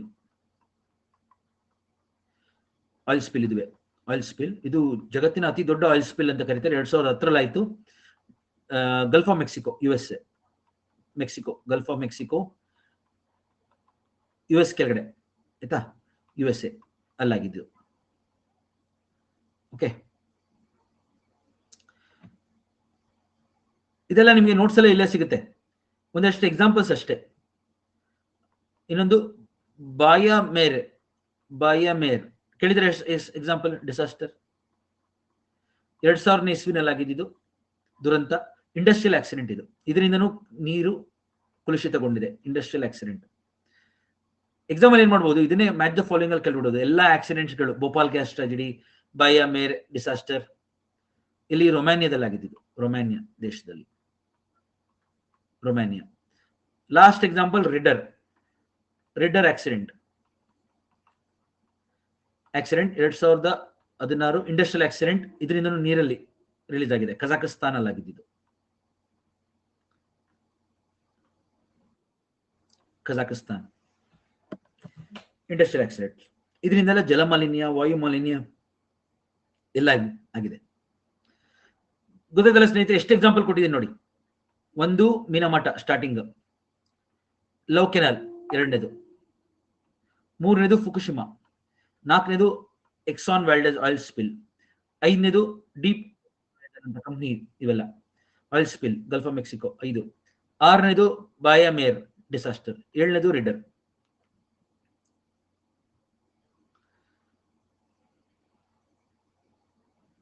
ಈ ರೀತಿ ಆಕ್ಸಿಡೆಂಟ್ಸ್ ಗಳಾಗ್ತಾ ಹೋದ್ರೆ ಏನಾಗುತ್ತೆ, ನಮ್ಮ ಪರಿಸರ ಹೋಯ್ತು. ಕರೆಕ್ಟಾ? ಸೊ ಪರಿಣಾಮಗಳು ಗೊತ್ತಾಯ್ತು. ನಾವು ಯಾವ ರೀತಿ ಜಲಮಾಲಿನ್ಯನ ನಾವು ನಿಯಂತ್ರಿಸಬಹುದು, ಕರೆಕ್ಟಾ? ಯಾವ ರೀತಿ ನಿಯಂತ್ರಣ ಮಾಡಬಹುದು ಅಂದ್ರೆ ಸೂಕ್ತವಾದಂತ ನಾವು ಇನ್ಫ್ರಾಸ್ಟ್ರಕ್ಚರ್ ಡೆವಲಪ್ ಮಾಡಬೇಕು. ಕರೆಕ್ಟಾ? ನಿರ್ವಹಣಾ ಕಾರ್ಯಗಳನ್ನ ಶುರು ಮಾಡಬೇಕು, ಯೋಜನೆಗಳನ್ನ ಮಾಡ್ಕೋಬೇಕು, ನಿರ್ವಹಣೆ ಯೋಜನೆಗಳು ಮತ್ತು ಮೂಲಸೌಕರ್ಯ ಸೂಕ್ತವಾದಂತ ಇನ್ಫ್ರಾಸ್ಟ್ರಕ್ಚರ್ ಡೆವಲಪ್ ಮಾಡ್ಕೋಬೇಕು ಫಸ್ಟ್. ವಿತ್ ಟೆಕ್ನಾಲಜಿ, ಜಲಮಾಲಿನ್ಯ ನಾವು ಟೆಕ್ನಾಲಜಿನ ಬಳಸು ಸಹ ಸಾಲ್ವ್ ಮಾಡಬಹುದು. ನೀತಿ ನಿಯಮಗಳಿಂದ, ಕರೆಕ್ಟಾ? ಥ್ರೂ ಯುವರ್ ಆಕ್ಷನ್ ನಾವು ಸಹ ಪ್ರಯತ್ನ ಪಡ್ಬೇಕಾಗತ್ತೆ. ನಾವು ಸಹ ಜಲಮಾಲಿನ್ಯ ಮಾಡಬಾರ್ದು ಅಂತ ಒಂದು ಭಾವನೆ ಬರೆಸ್ಬೇಕಾಗತ್ತೆ. ಮಕ್ಕಳಿಗೆ ಹೇಳ್ಕೊಡ್ಬೇಕು ನಾವು ಅದನ್ನೇ, ಎಲ್ಲರಿಗೂ ಹೇಳ್ಬೇಕು ಅದನ್ನ, ಮಾಡಬಾರ್ದಪ್ಪ ಈ ತರ ತಪ್ಪು ನಾವು ಮಾಡ್ತಾ ಇರೋದು. ಜಲಮಾಲಿನ್ಯ ಆದಾಗ ಅದನ್ನ ತಡೆಗಟ್ಟಬೇಕು. ಎಷ್ಟೊತ್ತಿಗೆ ನಾವೇ ನೀರಿಗೆ ಎಸಿತಾ ಇರ್ತೀವಿ, ನನ್ನ ಕಸನು, ಗಿಡ ಇದೇನು ಹೂವು ಆತರ ಎಲ್ಲನೂ ಎಸಿತಾ ಇರ್ತೀವಿ ನೀರಿಗೆ. ಪ್ಲಾಸ್ಟಿಕ್ ಸಮೇತ ಎಸಿತೀವಿ, ನೋಡಿದಿರಾ? ಯಾರು ಹೇಳಿರ್ತಾರೆ ನೀವು ನೀರಿಗೆ ಇದನ್ನ ಹಾಕಿ ಅಂತ ವಿಸರ್ಜನೆ ಮಾಡಿ ಅಂತ, ಅವಾಗ ನಾವೇನ್ ಮಾಡ್ತೀವಿ, ಪ್ಲಾಸ್ಟಿಕ್ ಸಮೇತ ಎಸಿತಾ ಇರ್ತಾರೆ ಜನ. ಅದನ್ನ ಮಾಡಬಾರ್ದು. ನಾವು ಪ್ಲಾಸ್ಟಿಕ್ ನ ಬಿಟ್ಟು ಬಾಕಿ ಇದನ್ನ ನಾವು ಹಾಕಿದ್ರು ನಡೆಯುತ್ತೆ. ನಾವು ಪ್ಲಾಸ್ಟಿಕ್ ಬಿಟ್ಟು ಈ ತರ ಪೂಜೆ ಪುರಸ್ಕಾರ ಮಾಡ್ತೀವಲ್ಲ, ಹಣ್ಣು ಹಂಪ್ಲು ಅವೆಲ್ಲ ಹಾಕ್ಬೋದು, ಆದ್ರೆ ಅದನ್ನು ತಡೆಗಟ್ಟಬೇಕು ನಾವು. ಕರೆಕ್ಟಾ? Through words. ಈ ತರ ನಾನು ಮಾತಾಡ್ತಾ ಇದ್ದೀನಿ ನೋಡಿ, ಇವಾಗ ನಿಮ್ಗೆಲ್ಲರಿಗೂ ಹೇಳ್ತಾ ಇದ್ದೀನಿ ಏನಾಗಿದೆ ಅಂತ. ಅದು ಒಂದು ಪರಿಸರ ಮಾಲಿನ್ಯ ತಡೆಗಟ್ಟಕ್ಕೆ ಒಂದು ಕ್ರಮ. ಗೊತ್ತಾಯ್ತಲ್ಲ? ನಾವು ಎಲ್ಲಾ ಪೊಲ್ಯೂಷನ್ ಒಂದೇ ದಿನ ಮುಗಿಸ್ಬೋದಾಗಿತ್ತು. ನಮ್ಗೆ ಏರ್ ಪೊಲ್ಯೂಷನ್ ಒಂದೇ ದಿನದಲ್ಲಿ, ವಾಟರ್ ಸಾಯಿಲ್ ಎಲ್ಲ ಒಟ್ಟಿಗೆ ಮುಗಿಸ್ಬೋದಾಯ್ತು. ನಾವೇನ್ ಮಾಡಿದೀವಿ, ಸಪರೇಟ್ ಕ್ಲಾಸಸ್ ಮಾಡಿದೀವಿ. ಕರೆಕ್ಟಾ? ಇದನ್ನ ಅಪ್ಪಿಕೊಳ್ಳಿ ಸ್ನೇಹಿತರೆ. ನಾವು ಈ ತರ ಟೆಕ್ನಾಲಜಿ ಬಳಸು ಕೂಡ ನಾವು ನೀರನ್ನ ನಾವು ಕಲುಷಿತ ಆಗೋದನ್ನ ತಡಿಬಹುದು. ಯಾಕೆಂದ್ರೆ ನೋಡಿ, ಈ ತರ ಒಳಚರಂಡಿ ವ್ಯವಸ್ಥೆನ ಸರಿಪಡಿಸೋದು, ಸಂಸ್ಕರಣೆ, ಅದನ್ನ ಕೈಗಾರಿಕಾ ತ್ಯಾಜ್ಯ ನೀರನ್ನು ಅಲ್ಲೇ ಕೈಗಾರಿಕೆಗಳ ಕಡೆನೆ ಟ್ರೀಟ್ ಮಾಡಬೇಕು. ಕರೆಕ್ಟಾ? ಆಮೇಲೆ ಕೃಷಿ ತ್ಯಾಜ್ಯ ನೀರನ್ನ ಬರ್ದಿರಂಗ್ ನೋಡ್ಕೋಬೇಕು. ಆರ್ಗ್ಯಾನಿಕ್ ಅಗ್ರಿಕಲ್ಚರ್ ಶುರು ಮಾಡಬೇಕು. ಎರೋಜನ್ ಕಂಟ್ರೋಲ್ ಮಾಡ್ಬೇಕು, ಸಾಯಿಲ್ ಎರೋಜನ್. ಗೊತ್ತಾಯ್ತಲ್ಲ? ಈ ತರ ನಗರಗಳಿಂದ ಹರಿಯುವ ನೀರಿನ ನಿಯಂತ್ರಣ ಮಾಡಬೇಕು. ನಗರಗಳಿಂದ ಬರುವಂತ ನೀರಿನಲ್ಲಿ ನಾವು ಅವತ್ತು ಹೇಳ್ಕೊಟ್ಟೆ ನಮ್ಗೆ ಇದೆ ಲಿಕ್ವಿಡ್ ವೇಸ್ಟ್ ಮ್ಯಾನೇಜ್ಮೆಂಟ್. ಎಷ್ಟು ಜನ ನಮ್ಗೆ ಇದೆ ಲಿಕ್ವಿಡ್ ವೇಸ್ಟ್ ಟ್ರೀಟ್ಮೆಂಟ್ ಅಂತ. ನಗರಗಳಿಂದ ಬರೋ ನೀರನ್ನ ನಾವು ಏನ್ ಮಾಡ್ಬೇಕು, ಆಮೇಲೆ ಅದನ್ನ ನದಿಗೆ ಸೇರಿಸ್ಬೇಕು ಅಂತ ಹೇಳಿದ್ದೆ. ಅದು ನದಿ ನೀರಿನಲ್ಲಿ ಆಲ್ರೆಡಿ ಇರುತ್ತಲ್ಲ ಕಸಗಳನ್ನೆಲ್ಲ ನಾವು ತೆಗಿಬೇಕು. ಗೊತ್ತಲ್ಲ? ನೆಟ್ ಹಾಕ್ಬಿಡ್ಬೇಕು ನೀರಿಗೆ. ಅವಾಗೆಲ್ಲ ಪ್ಲಾಸ್ಟಿಕ್ ಟೈರ್ ಎಲ್ಲ ಅಲ್ಲೇ ಸಿಗಾಕೊಳ್ಳುತ್ತೆ, ಅದನ್ನ ತೆಗಿಬೇಕು. ಗೊತ್ತಲ್ಲ? ಆತರ ಮಾಡೋದ್ರಿಂದ ಏನಾಗುತ್ತೆ, ನಮ್ಮ ನೀರು ಕಲುಷಿತ ಆಗೋದ್ರಿಂದ ಅಥವಾ ಮಲಿನಗೊಳ್ಳೋದ್ರಿಂದ ತಡೆಗಟ್ಟಬಹುದು. ನೋಡಿ, ದೇಶದಲ್ಲಿ ಎಲ್ಲೆಲ್ಲಿ ಜಲ ಮಾಲಿನ್ಯ ಆಗಿದೆ ಅಂತ ಒಂದು ಮ್ಯಾಪ್ ಇದೆ ನೋಡಿ. ಈ ಮ್ಯಾಪ್ ಅಲ್ಲಿ ಎಲ್ಲಾ ನೀರು ಇದೆ, ಎಲ್ಲಾ ನದಿಗಳು ಪೊಲ್ಯೂಟ್ ಆಗಿದೆ. ಓಕೆ, ಈ ಮ್ಯಾಪ್ ಅಲ್ಲಿ ಎಲ್ಲಾ ರಿವರ್ಸ್ ಪೊಲ್ಯೂಟ್ ಆಗಿ ಹೋಗಿದೆ ನೋಡಿ ದೇಶದಲ್ಲಿ. ಟ್ರೀಟಿಂಗ್ ವಾಟರ್, ಕರೆಕ್ಟಾ? ಅದನ್ನ ಯಾವ ರೀತಿ ಅಂತ ಹೇಳಿದ್ದೀನಿ ನಾನು ಲಾಸ್ಟ್ ಕ್ಲಾಸ್ ಅಲ್ಲಿ. ಇಲ್ಲಿ ನೋಡಿ, 54% of India faces extremely high water stress. ನೀರು ನೋಡಿ, ತುಂಬಾ ಸ್ಟ್ರೆಸ್ ಜಾಸ್ತಿ ಇದೆ, ದುರ್ಬಳಕೆ ಆಗ್ತಾ ಇದೆ. ಕರೆಕ್ಟಾ? ಹಂಗೆ ನೋಡಿ, 54% of India's ground water is polluted. Ground water ಎಲ್ಲ ಕಡೆ ಕಮ್ಮಿ ಆಗಿದೆ ಮತ್ತು ನೀರನ್ನ ಅಂತರ್ಜಲ ಮಲಿನಗೊಂಡಿದೆ. ಆಯ್ತಾ? ಸೊ ಅದಕ್ಕೋಸ್ಕರ ಇದನ್ನೆಲ್ಲ ಪ್ರಿವೆಂಟ್ ಮಾಡೋದಕ್ಕೋಸ್ಕರ ಕಾಯ್ದೆ ಇದೆ ನಮ್ಮ ಹತ್ರ. Water prevention and control of pollution act 1974. 1974 ನಲ್ಲಿ ಮೊದಲೇ ಕಾಯ್ದೆ ಬಂತು. ಜಲಮಾಲಿನ್ಯ ನಿಯಂತ್ರಣ ಮಾಡಲಿಕ್ಕೆ ಮೊದಲ ಕಾಯ್ದೆ ಬಂದಿದೆ 1974 ಅಲ್ಲಿ. ಆಯ್ತಾ? ಅದರ ಅಮೆಂಡ್ಮೆಂಟ್ ಆಯ್ತು 1988 ಅಲ್ಲಿ, ತಿದ್ದುಪಡಿ 2003 ಈಗ ಒಂದು ಹೊಸ ಬಿಲ್ ಬಂದಿದೆ. ಈಗ ರಾಜ್ಯಸಭಾದಲ್ಲಿ 2024 ನಲ್ಲಿ ಹೊಸ ಬಿಲ್ ಇಂಟ್ರೊಡ್ಯೂಸ್ ಮಾಡಿದ್ದಾರೆ. ಕರೆಕ್ಟ್? ಅಂದ್ರೆ ಈ ಕಾಯ್ದೆನ ತಿದ್ದುಪಡಿ ಮಾಡ್ತಾ ಇದ್ದಾರೆ, ಸ್ವಲ್ಪ ಬದಲಾವಣೆಗಳಾಗ್ತಾ ಇದೆ. ಸೊ ಇದು 1974 ಅಲ್ಲಿ ಬಂದಾಗ ಇದನ್ನ ಜಲಮಾಲಿನ್ಯ ತಡೆಗಟ್ಟಲು PCB ಪೊಲ್ಯೂಷನ್ ಕಂಟ್ರೋಲ್ ಬೋರ್ಡ್ ಸ್ಥಾಪನೆ ಆಯಿತು. ಗೊತ್ತಾ? ಸ್ಟೇಟ್ ಮತ್ತು ಸೆಂಟ್ರಲ್ ಪೊಲ್ಯೂಷನ್ ಕಂಟ್ರೋಲ್ ಬೋರ್ಡ್ ಸ್ಥಾಪನೆ ಆಗಿದೆ ಈ ಕಾಯ್ದೆಯಿಂದ. ನಾವು ಕಟ್ಕೊಳ್ಳಿ. ಹಂಗೆ ನೀರು ಜಲಮಾಲಿನ್ಯ ಆದಾಗ ಏನಾಗುತ್ತೆ, ಅದರಿಂದ ಆಗುವಂತ ಸಮಸ್ಯೆಗಳನ್ನ ತಡೆಗಟ್ಟಕ್ಕೆ ಸೆಸ್ ಆಕ್ಟ್. ಫೈನ್, ಎಷ್ಟು ಫೈನ್ ಇರುತ್ತೆ, ಯಾರ ಮೇಲೆ ಎಷ್ಟು ಫೈನ್ ಹಾಕ್ಬೇಕು, ಯಾವ್ದರಿಂದ ಎಷ್ಟು ಫೈನ್ ಅಂತೆಲ್ಲ ಒಂದು ಆಕ್ಟೇ ಇದೆ ಅದಕ್ಕೆ. ಗೊತ್ತಲ್ಲ? ಜಲಮಾಲಿನ್ಯ ಆಗೋದ್ರಿಂದ ತಡೆಗಟ್ಟಕ್ಕೆ ಮತ್ತೆ ಅದರಿಂದ ಆದಾಗ ಕ್ರಮಗಳನ್ನ ಏನ್ ಕೈಗೊಳ್ಬೇಕು, ಶಿಕ್ಷೆ ಏನು, ಎಷ್ಟು ಫೈನ್ ಹಾಕ್ಬಹುದು, ಅದು ಇದೆ. ಗೊತ್ತಾಯ್ತಾ ಸ್ನೇಹಿತರೆ? ಸೊ ಜಲಮಾಲಿನ್ಯ ಬಗ್ಗೆ ನಾನು ಎಲ್ಲಾ ತರ ಮಾಹಿತಿ ಕೊಟ್ಟಿದ್ದೀನಿ. ಸೊ ಎಷ್ಟು ಜನಕ್ಕೆ clean Ganga project Namami Ganga program ಕೇಳಿದಿರಾ? Namami Ganga program. ಗಂಗೆ ಒಂದೇ ಅಲ್ಲ, ಗಂಗೆ ನಮ್ಮ ದೇಶದ ಅತಿ ದೊಡ್ಡ ನದಿ, ರಾಷ್ಟ್ರೀಯ ನದಿ. ಇದನ್ನ ನಾವು ಸ್ವಚ್ಛಗೊಳಿಸೋದು ಯಾವ ರೀತಿ? ಯಾಕಂದ್ರೆ ಅತಿ ಹೆಚ್ಚು ಮಲಿನಗೊಂಡಿರೋದಿದೆ ಗಂಗಾ ಯಮುನಾ ನದಿಗಳು ಉತ್ತರ ಭಾರತದ ಮುಖಾಂತರ. ಸಿವೇಜ್ ಟ್ರೀಟ್ಮೆಂಟ್ ಮಾಡಬೇಕು, ಕರೆಕ್ಟ್ ರಿವರ್ಸ್ ಸರ್ಫೇಸ್ ಕ್ಲೀನಿಂಗ್, ನೀರಿನ ಮೇಲ್ಭಾಗದಲ್ಲಿರೋಂಥ ನೀರಿನ ಕೊಳಚೆಯರನ್ನ ತೆಗಿಬೇಕು, ನೀರಿನ ಸುತ್ತಮುತ್ತ ಮರಗಳು ಹಾಕ್ಬೇಕು. ಎಷ್ಟು ಜನ ಜ್ಞಾಪಕ ಇದೆ? ನಾನು ನದಿ ಹರಿತಾ ಇದ್ರೆ ಅದು ಸುತ್ತ ನಾವು ಮರಗಳು ಹಾಕೋದನ್ನ ರೈಪೇರಿಯನ್ ಫಾರೆಸ್ಟ್ ಅಂತ ಕರಿತೀವಿ. ಎಷ್ಟು ಜನ ಜ್ಞಾಪಕ ಇದೆ? ರೈಪೇರಿಯನ್ ವೆಟ್ಲ್ಯಾಂಡ್ ಅಂತ ಕರಿತಿದ್ದೀನಿ. ರೈಪೇರಿಯನ್ ವೆಟ್ಲ್ಯಾಂಡ್, ಆ ಕಡೆ ಈ ಕಡೆ ಮರಗಳನ್ನ ನೆಡುವಂಥದ್ದು ಅಥವಾ ಮರಗಳಿದ್ರೆ ಅದನ್ನ ಉಳಿಸ್ಕೊಳ್ಳುವಂಥದ್ದು. ಇಂಡಸ್ಟ್ರಿಯಲ್ ಎಫ್ಲುಯೆಂಟ್ ಮಾನಿಟರಿಂಗ್, ಇಂಡಸ್ಟ್ರೀಸ್ ಇಂದ ಬರುವಂತ ಕೊಳಚೆ ನೀರನ್ನ ತಡೆಗಟ್ಟೋದು. ರಿವರ್ ಫ್ರಂಟ್ ಡೆವಲಪ್ಮೆಂಟ್, ನದಿ ಆ ಕಡೆ ಅಭಿವೃದ್ಧಿ ಕಾರ್ಯಗಳನ್ನ ಮಾಡುವಂಥದ್ದು. ಅಲ್ಲಿರುವಂತ ಕೃಷಿ ಜೀವಿಗಳನ್ನ ಸಂರಕ್ಷಣೆ ಮಾಡುವಂಥದ್ದು, ಬಯೋಡೈವರ್ಸಿಟಿ ಕನ್ಸರ್ವೇಷನ್. ಕರೆಕ್ಟಾ? ಜನಗಳಲ್ಲಿ ಜಾಗೃತಿ ಮೂಡಿಸೋದು, ಅವೇರ್ನೆಸ್. ಕರೆಕ್ಟಾ? ಹಂಗೆ ಗಂಗಾ ಗ್ರಾಮ ಅಂದ್ರೇನು? ಒಂದು ನಗರಗಳನ್ನ, ಪಟ್ಟಣಗಳನ್ನ ಮತ್ತು ಹಳ್ಳಿಗಳನ್ನ ಸೃಷ್ಟಿ ಮಾಡುವಂಥದ್ದು ಗಂಗಾ ಗ್ರಾಮ ಅಂತ. ಈ ರೀತಿ ಮಾಡೋದ್ರಿಂದ ನಮ್ಗೆ ಏನಾಗುತ್ತೆ, ಹಲವಾರು ಕಡೆ ನಾವು ನದಿಗಳನ್ನ ಕಲುಷಿತ ಆಗದ್ರೆ ನೋಡ್ಕೋಬಹುದು. ಹಂಗೆ ನಾವು ಕಸ ಎಸಿತಾರೆ, ಹೆಣ ಎಸಿತಾರೆ, ಅದನ್ನೆಲ್ಲ ತಡಿಬೇಕು. ಮೇನ್ ಆಗಿ ಫಸ್ಟ್ ಪ್ರಿವೆನ್ಷನ್, ಆಮೇಲೆ ಕಂಟ್ರೋಲ್. ಆಯ್ತಾ? ಇದನ್ನ ನಾನು ನೋಟ್ಸ್ ಕೊಡ್ತೀನಿ ಕರೆಕ್ಟ್ ಆಗಿದೆ, ಯಾಕೆ ಸರಿ ಕಾಣ್ತಾ ಇಲ್ಲ. I'll give you the notes. ಇದು 2014 ಶುರುವಾಯಿತು. ಕರೆಕ್ಟಾ? ಇದನ್ನ ನಾವು ವಿತ್ ಹೆಲ್ಪ್ ಆಫ್ ಜಪಾನ್ ಸಹಾಯದಿಂದ ಗಂಗಾ ನದಿಯನ್ನು ಸ್ವಚ್ಛಗೊಳಿಸುವಂತ ಯೋಜನೆ. ಓಕೆ, ಕೇಳಿರ್ಬೋದು ಎಲ್ಲರೂ, ಜಪಾನ್ ಟೈಅಪ್ ಆಗಿದೆ ಭಾರತದ ಜೊತೆಗೆ ಗಂಗಾ ನದಿಯನ್ನು ಸ್ವಚ್ಛಗೊಳಿಸಲು ಯೋಜನೆ ಇದು. ಇದೇ ರೀತಿ ಎಲ್ಲಾ ನದಿಗಳಲ್ಲೂ ಮಾಡ್ಬೇಕು ತಾನೆ ನಾವು. ಸೊ ಪ್ರತಿಯೊಂದು ರಾಜ್ಯ ಸರ್ಕಾರಗಳು, ಜಿಲ್ಲಾಡಳಿತ, ಕರೆಕ್ಟಾ, ಎಲ್ಲ ಇದನ್ನ ಶುರು ಮಾಡ್ಬೇಕಾಗುತ್ತೆ. ನದಿಗಳನ್ನ ಟ್ರೀಟ್ ಮಾಡೋದು, ಅದನ್ನ ಗೌರವದಿಂದ ಟ್ರೀಟ್ ಮಾಡೋದು. ಸುಪ್ರೀಂ ಕೋರ್ಟ್ ಏನ್ ಹೇಳಿದೆ ಹೇಳಿ? ಪ್ರತಿಯೊಂದು ನದಿಗಳು ಒಂದು ಹಕ್ಕಿದೆ. ನಾಲ್ಕಿದ್ಯಾ? Every river has a right. ಅದನ್ನ ನಾವು ದುರ್ಬಳಕೆ ಮಾಡಬಾರ್ದು ಅಂತ ಹೇಳಿದೆ ಸುಪ್ರೀಂ ಕೋರ್ಟ್. ಅದನ್ನ ಗಮನದಲ್ಲಿ ಇಟ್ಕೊಂಡು ಜಿಲ್ಲಾಡಳಿತ ಆಗಿರ್ಬೋದು, ರಾಜ್ಯ ಸರ್ಕಾರ ಮತ್ತು ಕೇಂದ್ರ ಸರ್ಕಾರದವರೆಲ್ಲ ಸೇರಿ ನದಿಗಳನ್ನ ನಾವು ಕಲುಷಿತಗೊಳ್ಳದೆ ನೋಡ್ಕೋಬೇಕು. ಜೊತೆಗೆ ಜನಗಳು ಕೂಡ ಇದಕ್ಕೆ ಭಾಗವಹಿಸಬೇಕು. ಗೊತ್ತಿಲ್ಲ, ಸ್ವಚ್ಛ ಭಾರತ್ ಅಭಿಯಾನ್ ಕೂಡ ಇದಕ್ಕೆ ಸಹಾಯ ಮಾಡುತ್ತೆ. ಇವಾಗ ಎಷ್ಟೊಂದ್ ಕಡೆ ನೋಡಿದ್ರೆ ಎಷ್ಟೊಂದ್ ಜನ ಇದನ್ನ ನದಿ ಕೊಳಚೆ ಆಗೋದನ್ನ, ಕಲುಷಿತಗೊಳ್ಳೋದನ್ನ, ಮಲಿನಗೊಳ್ಳೋದ್ರಿಂದ ತಡೀತಾ ಇದ್ದಾರೆ. ಓಕೆ, ಲಿವಿಂಗ್ ಸ್ಟೇಟಸ್ ಕೊಟ್ಟಿದ್ದಾರೆ ಎಲ್ಲ. ಕರೆಕ್ಟಾ? ಹೆಂಗೆ ಮರಗಳಿಗೆ ಲಿವಿಂಗ್ ಸ್ಟೇಟಸ್ ಇದೆ, ಸುಪ್ರೀಂ ಕೋರ್ಟ್ ಅವರು ಹೇಳಿದ ಪ್ರಕಾರ ನದಿಗಳಿಗೂ ಒಂದು ಲಿವಿಂಗ್ ಸ್ಟೇಟಸ್ ಕೊಟ್ಟಿದ್ದಾರೆ. ಅಂದ್ರೆ ಲಿವಿಂಗ್ ಬೀಯಿಂಗ್ ಅಂತ. ಒಬ್ಬ ವ್ಯಕ್ತಿಗೆ ಎಷ್ಟು ಹಕ್ಕಿದೆ ಅಷ್ಟೇ ಹಕ್ಕು ನದಿಗಳಿಗಿದೆ. ಗೊತ್ತಾಯ್ತಾ ಸ್ನೇಹಿತರೆ?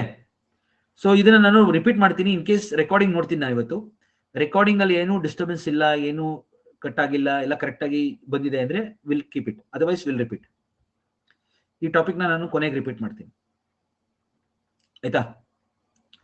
ಸೊ ಇವತ್ತು ಸ್ವಲ್ಪ ಅಡಚಣೆ ಉಂಟಾಯ್ತು, ದಯವಿಟ್ಟು ಕ್ಷಮಿಸಿ. ಮತ್ತೆ 8 ಗಂಟೆಗೆ ಮೆಂಟಲ್ ಅಬಿಲಿಟಿ ಕ್ಲಾಸ್ ಇದೆ, ದಯವಿಟ್ಟು ಎಲ್ಲರೂ ಮೆಂಟಲ್ ಅಬಿಲಿಟಿ ಜಾಯ್ನ್ ಆಗಿ. ಮೆಂಟಲ್ ಅಬಿಲಿಟಿ ಕ್ಲಾಸ್ ನಾನು ಮತ್ತೆ ಲಿಂಕ್ ಕಳಿಸ್ತಾ ಇದ್ದೀನಿ ಎಲ್ಲರಿಗೂ. ಐ ಥಿಂಕ್ ಆಲ್ರೆಡಿ ಲಿಂಕ್ ಕಳಿಸಿದ್ದೀನಿ, ದಯವಿಟ್ಟು ಜಾಯ್ನ್ ಆಗಿ. ಮೆಂಟಲ್ ಅಬಿಲಿಟಿ ಸರ್ ತುಂಬಾ ಚೆನ್ನಾಗಿ ಪಾಠ ಮಾಡ್ತಾರೆ. ನಾನು ಒಂದಷ್ಟೊಂದು ಮೆಂಟಲ್ ಅಬಿಲಿಟಿ ಡೌಟ್ ಇರೋದನ್ನ ಅವ್ರನ್ನ ಕೇಳಿದ್ದೆ ಒಂದ್ಸತಿ. ಸೊ ಅವ್ರು ಎಷ್ಟು ಸುಲಭವಾಗಿ ಹೇಳ್ಕೊಟ್ರು, ಅದಕ್ಕೋಸ್ಕರ ನಾನು ಅವ್ರನ್ನ ಸೆಲೆಕ್ಟ್ ಮಾಡಿದೆ. ಯಾಕೆಂದ್ರೆ ಒಂದಷ್ಟು ಟಾಪಿಕ್ಸ್ಗಳು ನನ್ಗೆ ಗೊತ್ತಿದೆ ಚೆನ್ನಾಗಿ. ಅವ್ರ ಮುಖಾಂತರ ನಾನು ಹೆಂಗ್ ಟೀಚ್ ಮಾಡ್ತಾರೆ ನೋಡೋಣ ಅಂತ ಕಷ್ಟದ ಕ್ವಶನ್ಸ್ ಕೊಟ್ಟೆ. ತುಂಬಾ ಸುಲಭವಾಗಿ ಮಾಡಿದ್ರು. UPSC ಪೇಪರ್ನ ಮೆಂಟಲ್ ಅಬಿಲಿಟಿನ ಬರೀ 15 ನಿಮಿಷದಲ್ಲಿ ಸಾಲ್ವ್ ಮಾಡಿದ್ದಾರೆ ಅವರು, ಎಲ್ಲ ಮೆಂಟಲ್ ಅಬಿಲಿಟಿ ಕ್ವಶನ್ಸ್. ಸೊ ಅವಾಗ ಅವ್ರ ಎಕ್ಸ್ಪರ್ಟೀಸ್ ಗೊತ್ತಾಯ್ತು ನನಗೆ, ಈ ರೀತಿ ಮಾಡ್ತಾರೆ ಇವರು ಅಂತ. ಸೊ ಆ ಟ್ರಿಕ್ ಹೇಳ್ಕೊಡ್ತಾರೆ ಅವ್ರು ಚೆನ್ನಾಗಿ, ಗೊತ್ತಲ್ಲ?